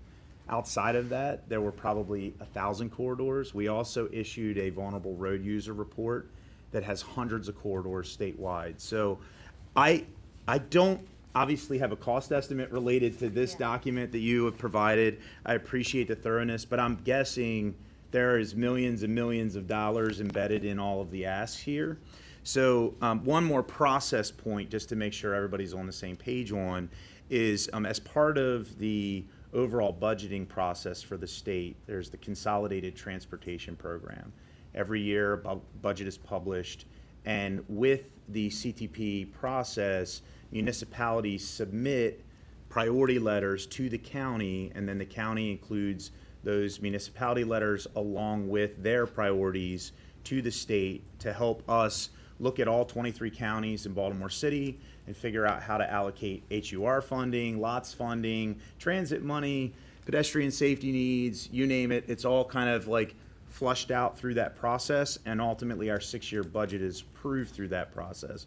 So part of the comments here, we're sort of pointing to, like, yes, Tacoma Park wants to get all of this done, but help us prioritize it as well, because that'll lead to more success in getting it done. And I do just want to make sure that there's a little bit of clarification in terms of certain aspects of the list of requests. Many of the areas that we're talking about were kind of stuck in this catch-22, where aspects of pedestrian improvements are being directed towards Purple Line, right? So the area that Councilmember Honzak is talking about a little further up, you run into aspects of the Purple Line corridor that's supposed to include sidewalk expansion, walking abilities, and the like, right? Or even the area that we're talking about, the likelihood of folks not wanting to expand that corridor along New Hampshire Avenue beyond 193 is and often based on the assumption that 193 is going to be covered through Purple Line, right? And so what we're seeing is, well, yeah, Purple Line is only covering their radius of work is really narrow. So you could go a block up the street where you have, pedestrian safety issues, but that's outside of the work zone for the Purple Line. So nothing gets done there. So what we're highlighting in many cases are those boundary area issues that are part of Purple Line construction, but not quite. And maybe people don't really realize immediately that these are things that maybe fall outside of the work orders for Purple Line construction. So, or even it may be within the boundaries of the Purple Line, but they don't have it on their ticket as something that they need to address. And so then we're in this place where we're asking for the temporary signals because Purple Line said we can have it, we need it, it could fit something that's been a problem on the state highway road for a very long time, and now we're doing the back and forth. So I think that there's a lot of instances where, because our community is so heavily impacted by Purple Line construction, there's this juxtaposition between state highway roads and upgrades that could potentially happen as a result of the Purple Line, and then making sure that there's that ask of the Purple Line folks to actually install certain things that would be beneficial for the community in the long term. So I want to say it back real quick Yeah. just to make sure I got it. Yeah. I think there were two asks there. One was to make sure that the actual Purple Line design is communicated so that folks know what's going in there in terms of pedestrian safety improvements. And then the second ask was that where there aren't improvements, to look at connectivity and expand it further where possible. I think, was that, did I get it right? Exactly, Okay. exactly. All right. Because we have asked the Purple Line team to even give us like a TikTok of construction, clear outlines of their plans, so that we know for sure which intersections are going to be touched as a result of the Purple Line project and which aren't, right? So we talked about making sure that there's safe pedestrian crossings at Carroll and University Boulevard. Well, that was an intersection that didn't really have much of a crosswalk prior to Purple Line construction. We've been say, hey, can you put that on your list? And we just need assurances that they're there, right? So I think that there are some things like that that are at play that honestly, once we kind of get a little bit more information around what's happening with Purple Line, where sidewalks are going in, where intersections are going in, where the signals are going in, where they're needed, that might make things a lot easier in terms of our full list of asks and kind of reduce that list quite a bit. Councilmember Fulcher? Thank you. So we talked a lot about our hopes of what SHA can do better, and I hope that you feel comfortable with the dialogue, especially because you have a traffic engineer and we do not have a traffic engineer on staff, as you're coming back to us with some of these things, some of the things that the city might be able to do better on some of the off streets that you're seeing in order to make things flow better on state highways. And then along the same lines, we've talked about the intersection change that happened at Philadelphia and Carroll, and that sort of came from, an ADA compliance change on that sidewalk. And then also SHA does not consider the maintenance of the sidewalks to be in their purview. And if you go further down Philadelphia Avenue, there are, not traffic poles, like electric poles all the way down the sidewalk. So we've made that intersection ADA compliant, but you can't go further down that intersection to use that sidewalk.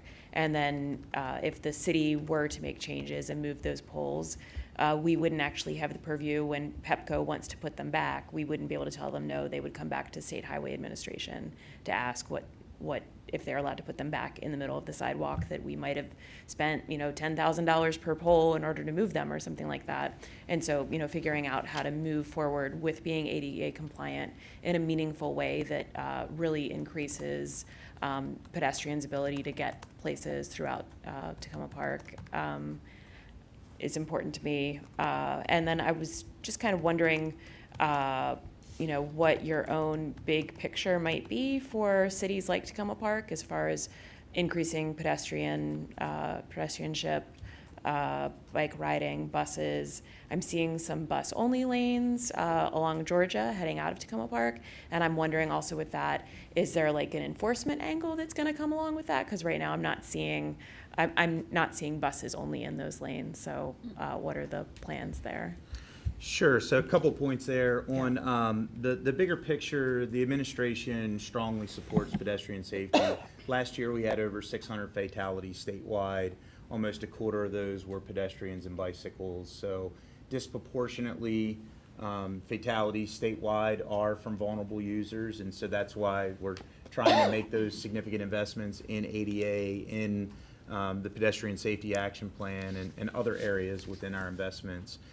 Currently there is a complete streets policy that will be issued imminently from the department that will be forward-looking. It's not going to go back and correct all the wrongs of the past, but as we design for the future, it will make sure that we incorporate those elements into our new projects. On the same front, the department has added several positions to help reinforce our commitment to transit. Beyond Purple Line funding and the happenings on SMMRT in Southern Maryland and Red Line up in Baltimore region, we're also, we've created a director within the department. Technically, MDOT owns 1/3 of WMATA, so we consider them a 1/3 mode. And so with that, we have created a position to provide a dedicated resource to really just help interface with WMATA more seamlessly, and also have created a director of transit-oriented development. We're working closely with the WMATA Joint Development Partnership to try to identify opportunities. That's not just in this region, but even things in Reisterstown and Baltimore and other areas where we're looking at TOD opportunities statewide. So we have a strong commitment to those areas, but State Highway does also recognize that it is important for us. Roads are also used by motorists, so we try to make sure that as we're repurposing lanes to help promote safety, that we're careful to not overly burden with congestion. It's a delicate balance. When you talk about dedicated bus lanes, there are definitely going to be folks who say, leave it there for the cars, and folks that don't want to pay attention to mode shifts. So we've got to work together in that particular case on Georgia Avenue. Had a great collaboration with Montgomery County DOT and WMATA to really identify a need that they brought to us with the Red Line shutdown associated with Purple Line construction, that they needed this temporary transit support through that.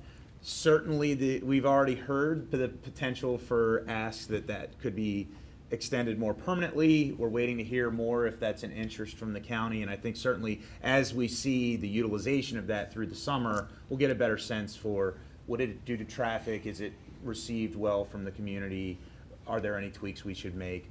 But the temporary lanes will not include the red paint that's necessary to actually have them be truly enforceable. The timeline from when we got the ask to when the shutdown was pretty compressed, and frankly, we weren't able to deliver that in the time frame. So if it were made permanent, we would certainly work with the county and WMATA to see if there was an opportunity for that. We'd have to figure out funding, long-term maintenance, all the stuff like sidewalk questions, everything that we talked about here comes into play.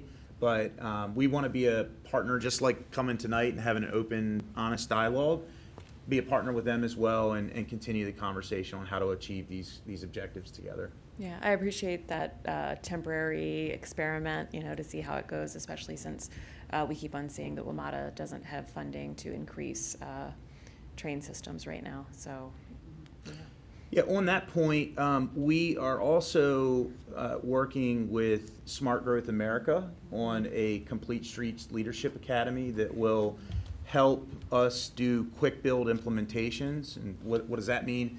Essentially, some of these solutions, like let's take 410 and Carroll that we've heard so much about tonight.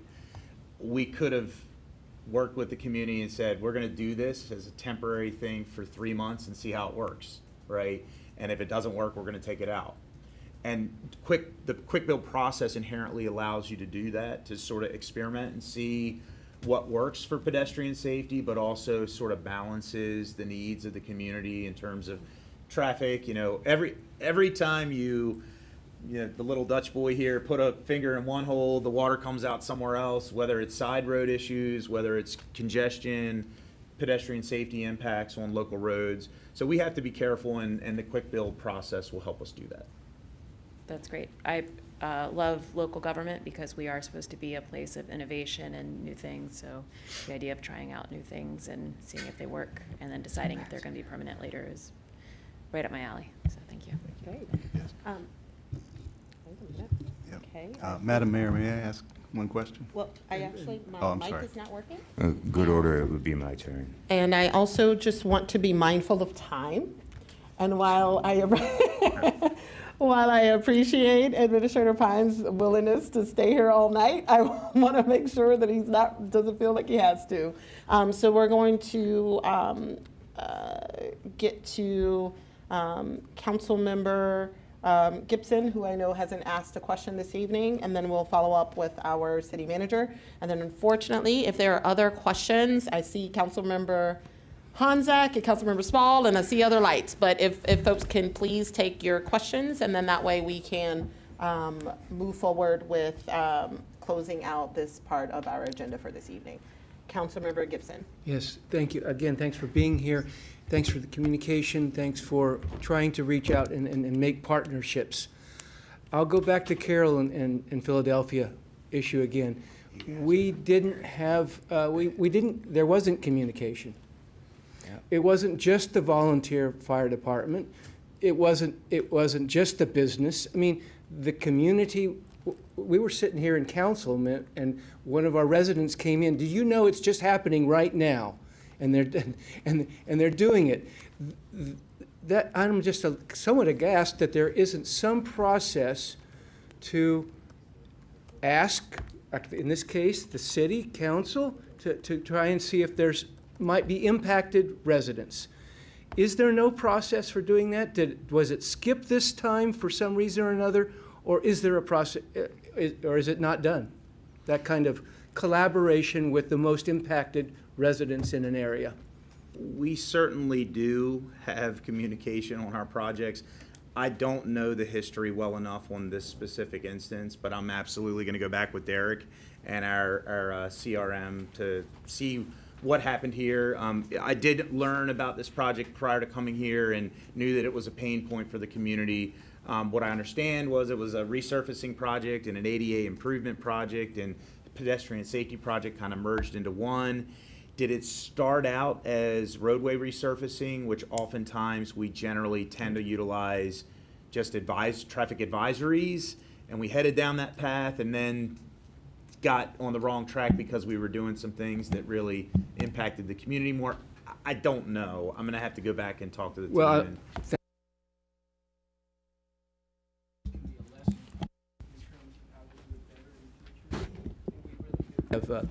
Have something to offer the residents, the businesses have something to offer to you to make those decisions. I think we bring the lived experience. Thank you. We heard quite a bit of community feedback. I almost kind of just want to ask the question. Oh, I got you. I just want to ask the broad question. I think I'm hearing from a lot of the council members that there is a desire to go back to the way that the intersection was prior. Is that generally, like, the two that have brought it up again, that's where your sentiment primarily is? Yeah, I mean, I'd like a line item for regular maintenance on the Purple Line corridor personally, because the number of potholes and consistent potholes in certain areas, like right at Carolyn University or anywhere up and down that area, is really amazing, and or some actual paint so people could find the lanes. And not to leave stuff in the road on weekends. I think there's some regular administration of regular business associated with these projects that doesn't seem to be comporting with what anyone would have as a reasonable expectation. And I'd just like to make sure that point is made. If I may respond. Councilmember Gibson. Yeah, I think essentially yes. In other words, the prior, the way that the configuration worked better before. It wasn't perfect, but it worked better before. There is a concern about the width of the sidewalk, and there have been some suggestions made for ADA, full ADA compliance, and we'll need to look at that. There are different ways of handling that issue without exacerbating the problem, which is what happened, and certainly not by reducing the lanes. So very much closer to what we had before would be much preferable. Thank you very much. So given the laundry list of items that we proposed, which doesn't necessarily, it's not comprehensive, because I'm sure Mr. Gunn has a much longer laundry list of items for the city of Tacoma Park. I think in terms of next steps, you have our script, you have the things that we've talked about today.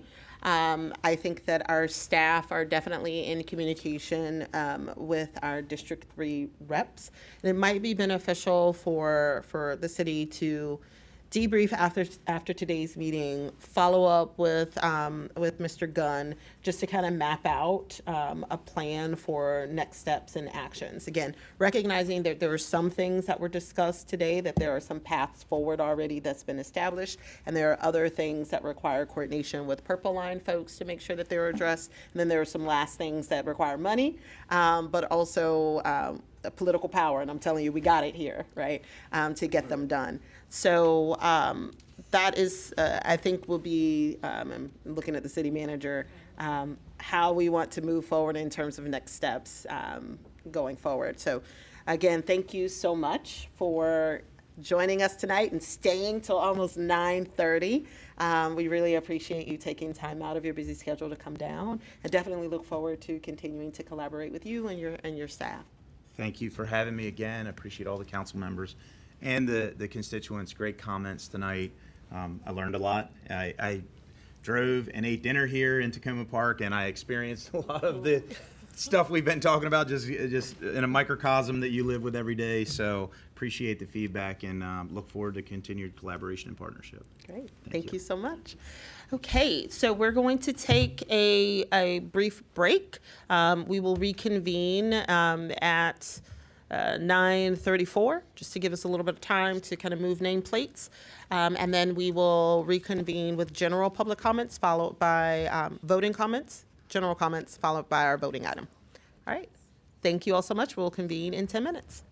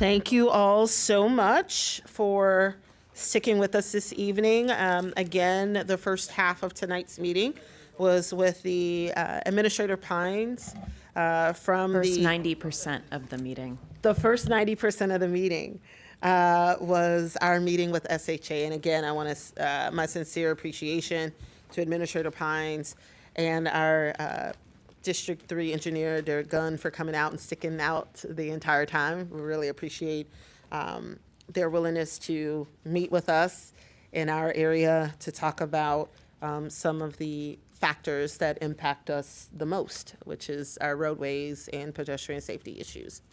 So with that, we're going to reconvene the meeting, and we're going to, we don't have, I'm just going to quadruple check a voting item this evening.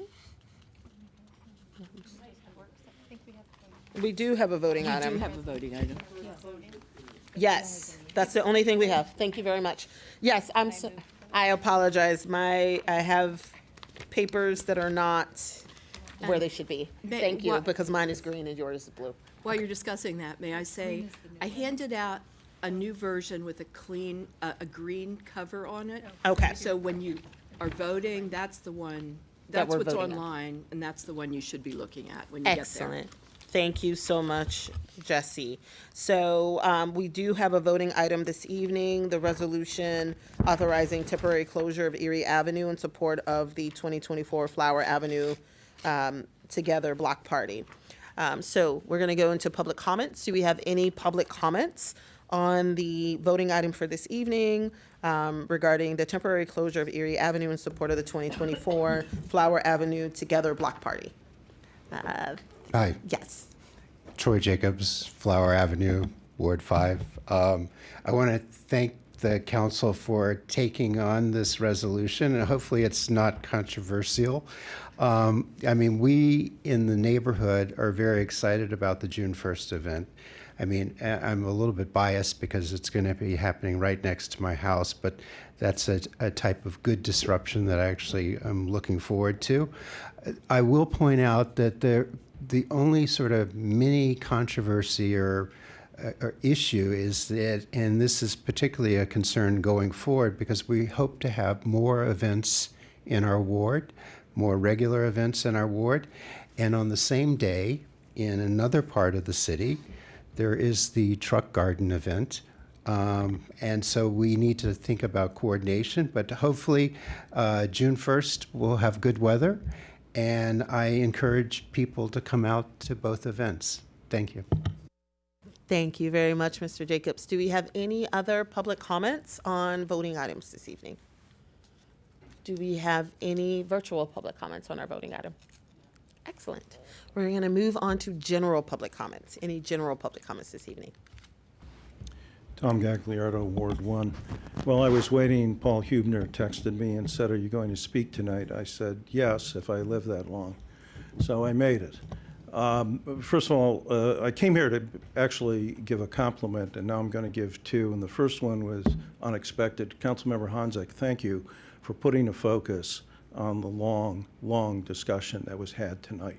It should be, in my view, and I thought that's what you were saying, that should be focused generically on problems, and the small points, the particulars, will then fall into place. So I give you credit for what you said tonight. Thank you for doing so.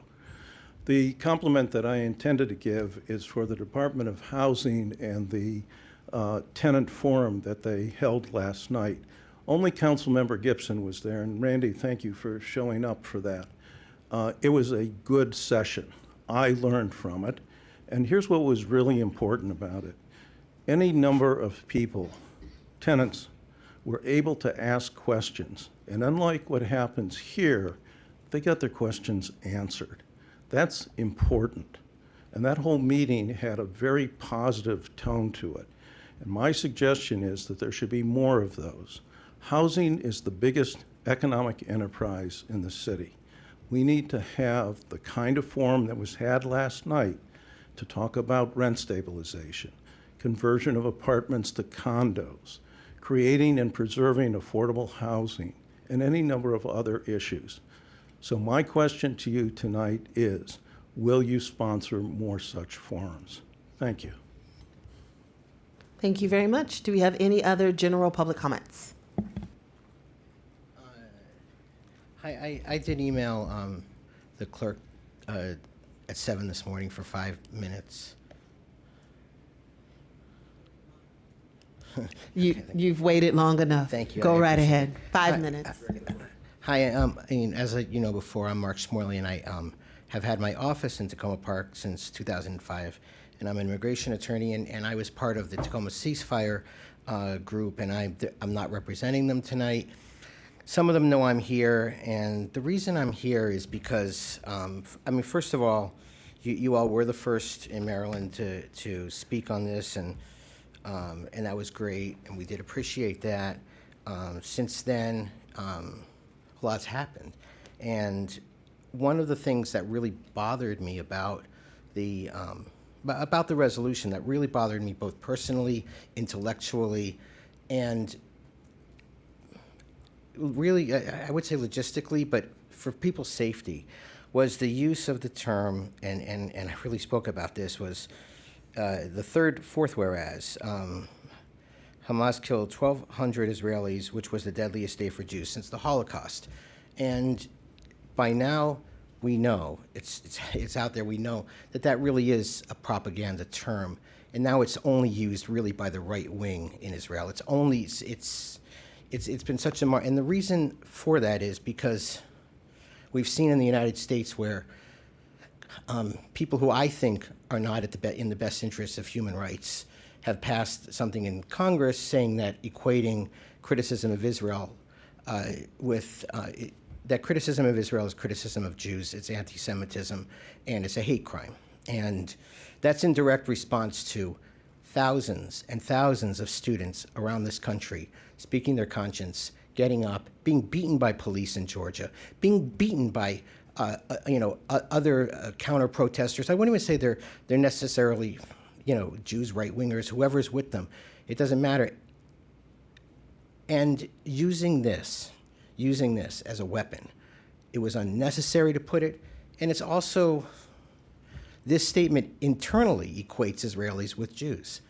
And for me, it's so incredibly hurtful as a Jew. As I said at the first hearing, and Councilmember Hanzak said, "You're not alone, we understand." I said, the reason I'm alone is because all through my life as a Jew in the 80s, 90s, criticizing the government of Israel as a Jew whose family was there in Palestine since 1915, the person I'm named for was a settler, was somebody there. That's my family history. And for me to be put back into that place, it's okay. You know why it's okay? Because all these people today are rising up behind me. And you guys passed something that sets it back. And it destroys your own resolution, which otherwise has some issues, but it's not, it doesn't have that. The rest of it is not that bad.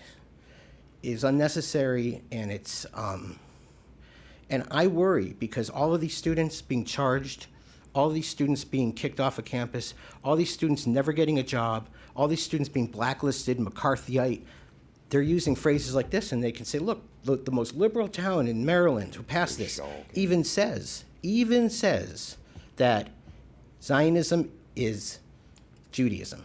And that's what that says. And you can't say it any differently. You can say, oh, somebody told me it's differently, we're trying to represent people. That is not what that says. That says that if you criticize Israel, you're criticizing the Jews that were killed.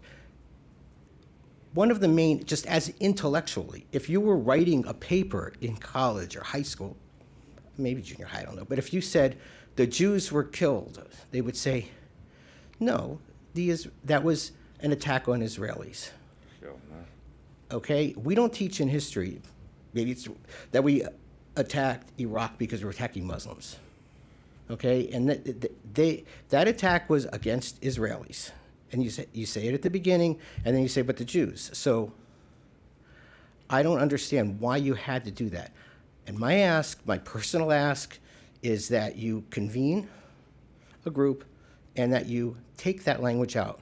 And it will not only make this more internally consistent, it will take out what I think really, really harms it. I don't even want to read it when it says that, because when I read that, I see people like my own son, people like my friends' kids who are on these campuses losing their livelihoods, losing their futures because of a McCarthyite attack on them based on this. So please reconsider it. I don't know the motive at the time, but please reconsider it. Thank you. Thank you. Do we have any other general public comments this evening? Okay, great. Do we have any virtual public comments this evening? No. Okay, we're going to move on to city comments. Do we have any city council comments this evening? Councilmember Small. Thank you very much, Mayor. I did want to say that when you are examining the inner workings of governments and things, there's some credit taking, and then there's some deflection of negatives. It's like political science 101. There's also different modes and models of how one might think about doing things. But at a base level, a government should be both responsive and accountable in all its forms and faces. When you commit to a set of rules, you should comport yourself within them. And it shouldn't necessarily take outbursts of what is technically good order to get people to notice that there's bad order.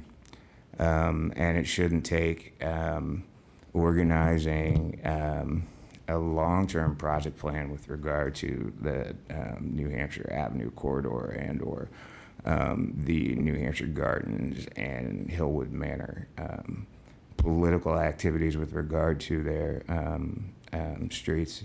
And one of the reasons for that is because there's all these people who live here and work here who couldn't know these things. And I'd just like to say again that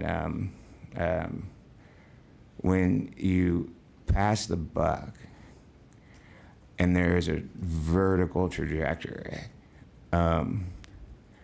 for some reason people seem to have forgotten that the message that you leave belong to somebody else, whether it's vertical and horizontal, phenomenological, so like not linear, missing the boat on the politics, and putting good people in positions of difficulty, because there's all this paper and other things that would say you're supposed to do it different. And I can say that I'm proud of the residents of Ward 6 and the struggles that they've made to be heard over the years. I don't know why everyone seems to forget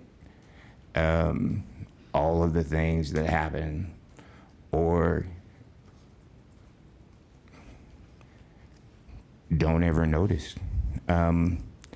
But it's so funny to be a part of a politically astute population who just doesn't want to look like they care at all. Thank you, Councilmember Small. Councilmember Gibson. Yes, thank you. I want to second the comments that Tom Gagliardo made with regard to the tenant forum. It was great.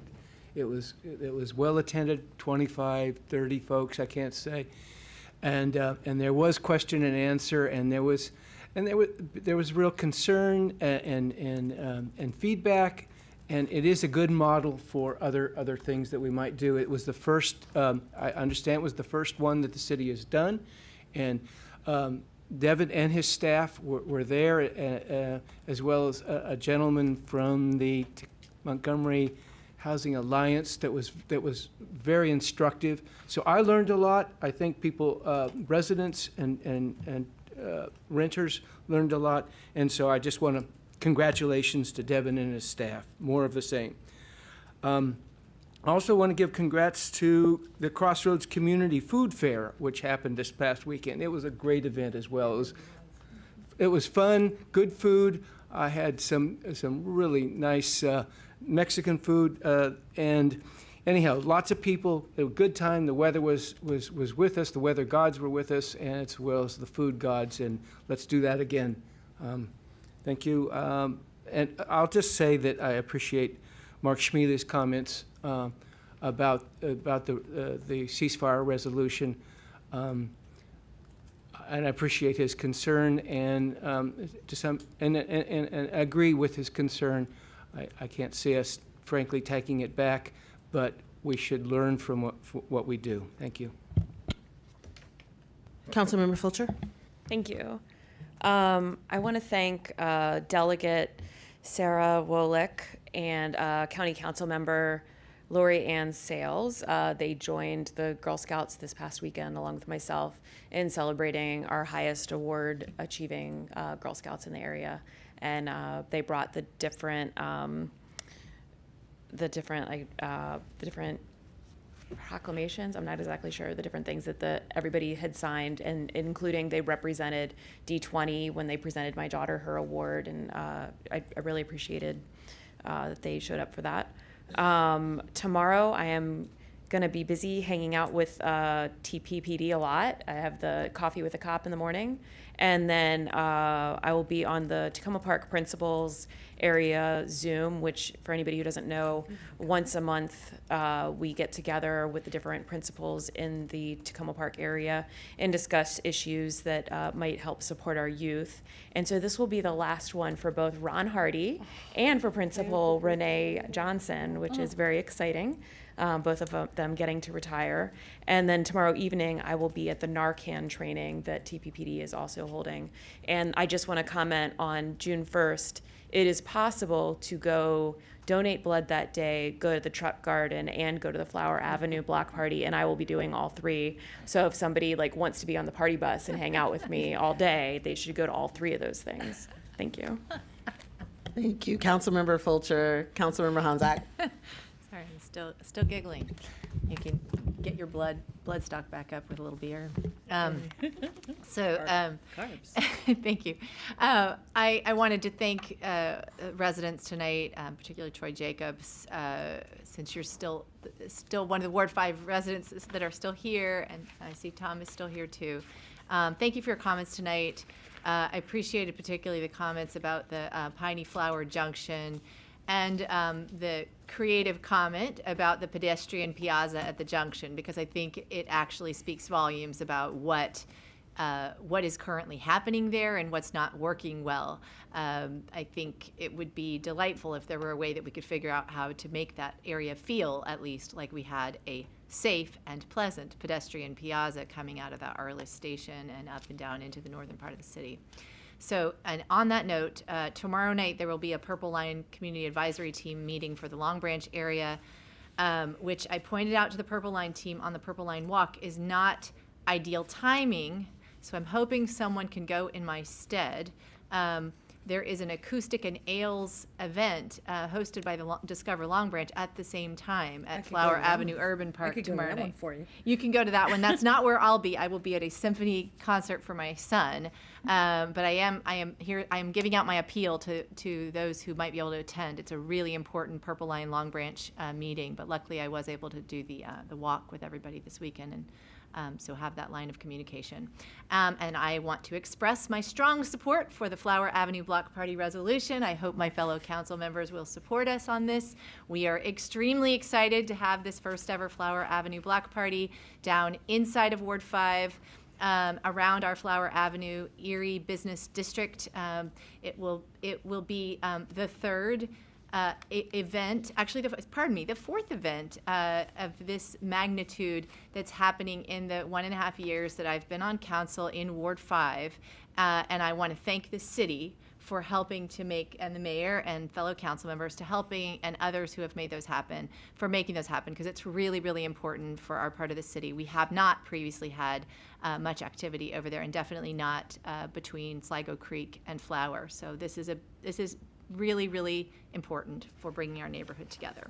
And finally, to bring our neighborhood together further, I'd like to thank the stakeholders involved throughout the community who have been potting, and the youth who've been potting some native seedlings. And today I made the first delivery to the Tacoma Park Cooperative Nursery School on Flower, and the children will be walking up and down, passing out event flyers, and trying to just remind folks that we're all part of one community, and inviting them to the event to celebrate together and see all of our youth sticker designs. So thank you. And I just want to thank Councilmember Honzak for all of her work in terms of the June 1st event. I know that your advocacy and partnership with not only our city staff, but also with Discover Long Branch and healing, counseling services, and all of our different sponsors for this event has not gone unnoticed. So thank you very much for your service. Councilmember DeBala. Yeah, well, I don't want to stand between us and the June 1st resolution, since that's all of Flower Avenue, which does go down toward Sligo Creek. So people who live along that stretch of Flower in Ward 2 should feel free to come. But I had two announcements. One is that not June 1st, Thursday, May 30th, Power in the Park. Second or third year that it's been done, New Hampshire Estates Neighborhood Park, learning about energy efficiency and utility bill assistance and renewable energy and so forth. It's targeted at people who live in apartments. It's targeted at people who could use a little assistance financially. A lot of the groups that give out money and give advice will be there. The second thing was today was the COG Climate Committee meeting. And I think that I might have neglected to mention after the last meeting that the COG board has adopted a regional tree canopy goal for the entire region. If I did mention it, okay, of 50%. I now have the report, which I will send to Councilmember Gibson and anybody else who wants it. Because that's kind of a big deal to roll trees into climate for resilience purposes, but also just to set a goal of that magnitude for the entire region is pretty awesome. So kudos to the COG board for doing that, and to the tree subcommittee for coming up with the work in the first place. We also saw a video about exploding EV bike batteries. You don't want to know. Just don't buy bootleg batteries. So those were the two things I wanted to mention. And at the COG meeting, MDOT was there as well, and they talked a fair amount about their EV grant program for EV charging and EV purchases. So that was interesting as well. That's it. Thank you. Awesome. So I can't believe I was the first one to speak to our library topping. Thank you so much. Oh my goodness, yeah. Yes. So we had a wonderful time yesterday. I want to give a special shout out. It was a very warm day. But wanted to give a huge shout out to our staff, Donna Wright and all of our external affairs folks, for all of the hard work that you all did in setting up and getting the agenda and bringing people together to talk about and celebrate the history and the future of our wonderful library remodel. And so many of us had an opportunity to sign on a beam that will be going up in support of our new library. So really appreciative of our staff and all of our special guests.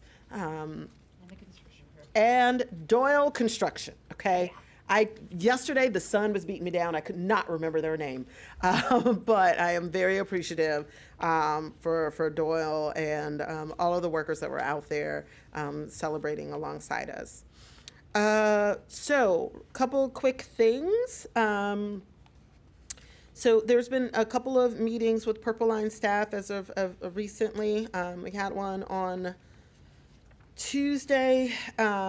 Also want to thank the Crossroads Food Network folks for working and convening meetings with the Purple Line staff at 8 a.m. Again, to talk through making sure that construction doesn't impact the Crossroads Farmers Market negatively. And then lastly, tomorrow, I will be attending the performances for the Piney Branch Elementary School fourth graders. Their Carpe Diem Arts Ukes on the Move event. I think that's the name of it. But I'm excited to attend that event tomorrow. And lastly, I just want to thank our police department. It was a really wonderful ceremony on Friday. We got to hear about all of the wonderful things that our officers have done over this year. So appreciate the opportunity to just be in fellowship with our officers who received awards. Councilmember Hanzak, do you have a? I'll pile on the police, if I may. I just forgot something very important. We had a great public safety meeting last week. The week was so packed that I forgot for a moment that was last week and after our council meeting. So just gratitude to the police department and the city for making that happen. And making it happen on the Washington Adventist campus within Ward 5 plus a hybrid. Wonderful. All right. With that, I'm going to turn things over to City Manager DeSpirito to go through any city manager comments. Thank you, Madam Mayor, and to members of the council and guests. From the city clerk's office, a reminder to the public that City Council is recruiting for members of to boards and commissions. Current vacancies include the Commission on Landlord-Tenant Affairs, Emergency Preparedness Committee, the Ethics Commission, the Grants Review Committee, Recreation Committee, Sustainable Maryland Committee, and the Tree Commission. The deadline for applications is less than 2 weeks away on June 3rd, and the public is welcome to inquire for additional information with the City Clerk's office with respect to the mission and charter of any of these committees and commissions. Additionally, recruitment for next year's Youth Council will begin shortly. The application deadline for the Youth Council will be on June 28th. More information and application forms for both of these are available on the city website. From the Housing and Community Development Department, on Friday, May 31st at 7:30 p.m., in the Community Center Auditorium, please join us for the Capitol Hillbillies. They will raise the roof with a rousing mix of barrel house blues and jug band music from the 1920s and 30s. Don't miss it. This is a free event. From the library, as Mayor Searcy just referenced, the library topping off ceremony took place yesterday afternoon and included many who made this project possible. Projects like this take the dreamer, the supporters, the financiers, the architect, and the construction team to bring it to fruition. It was wonderful to celebrate with everyone as we look forward to our new, welcoming, modern space. Thank you to everyone who has made this dream a reality. From the police department, as alluded to a moment ago, last Friday, May 17th, was the 2023 Police Awards Banquet, where the following awards were given out. Officer of the Year for 2023 was Corporal Thomas Sims. Investigator of the Year for 2023, Sergeant Maxim Glushkov. Supervisor of the Year for 2023, Sergeant Mark Elfadel. And finally, Civilian of the Year for 2023 was Mr. Ron Hardy. Congratulations to all of these professionals, and we are so grateful for your service. From the Public Works Department, we are pleased to announce the birth of Lillian Chamberlain, born last Saturday, May 18th, to Deputy Public Works Director Ian Chamberlain and his partner, Caitlin. Congratulations to all.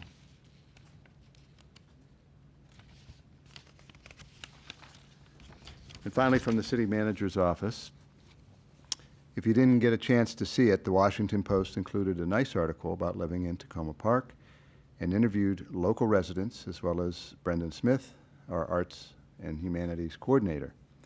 A link will be included in the posted comments.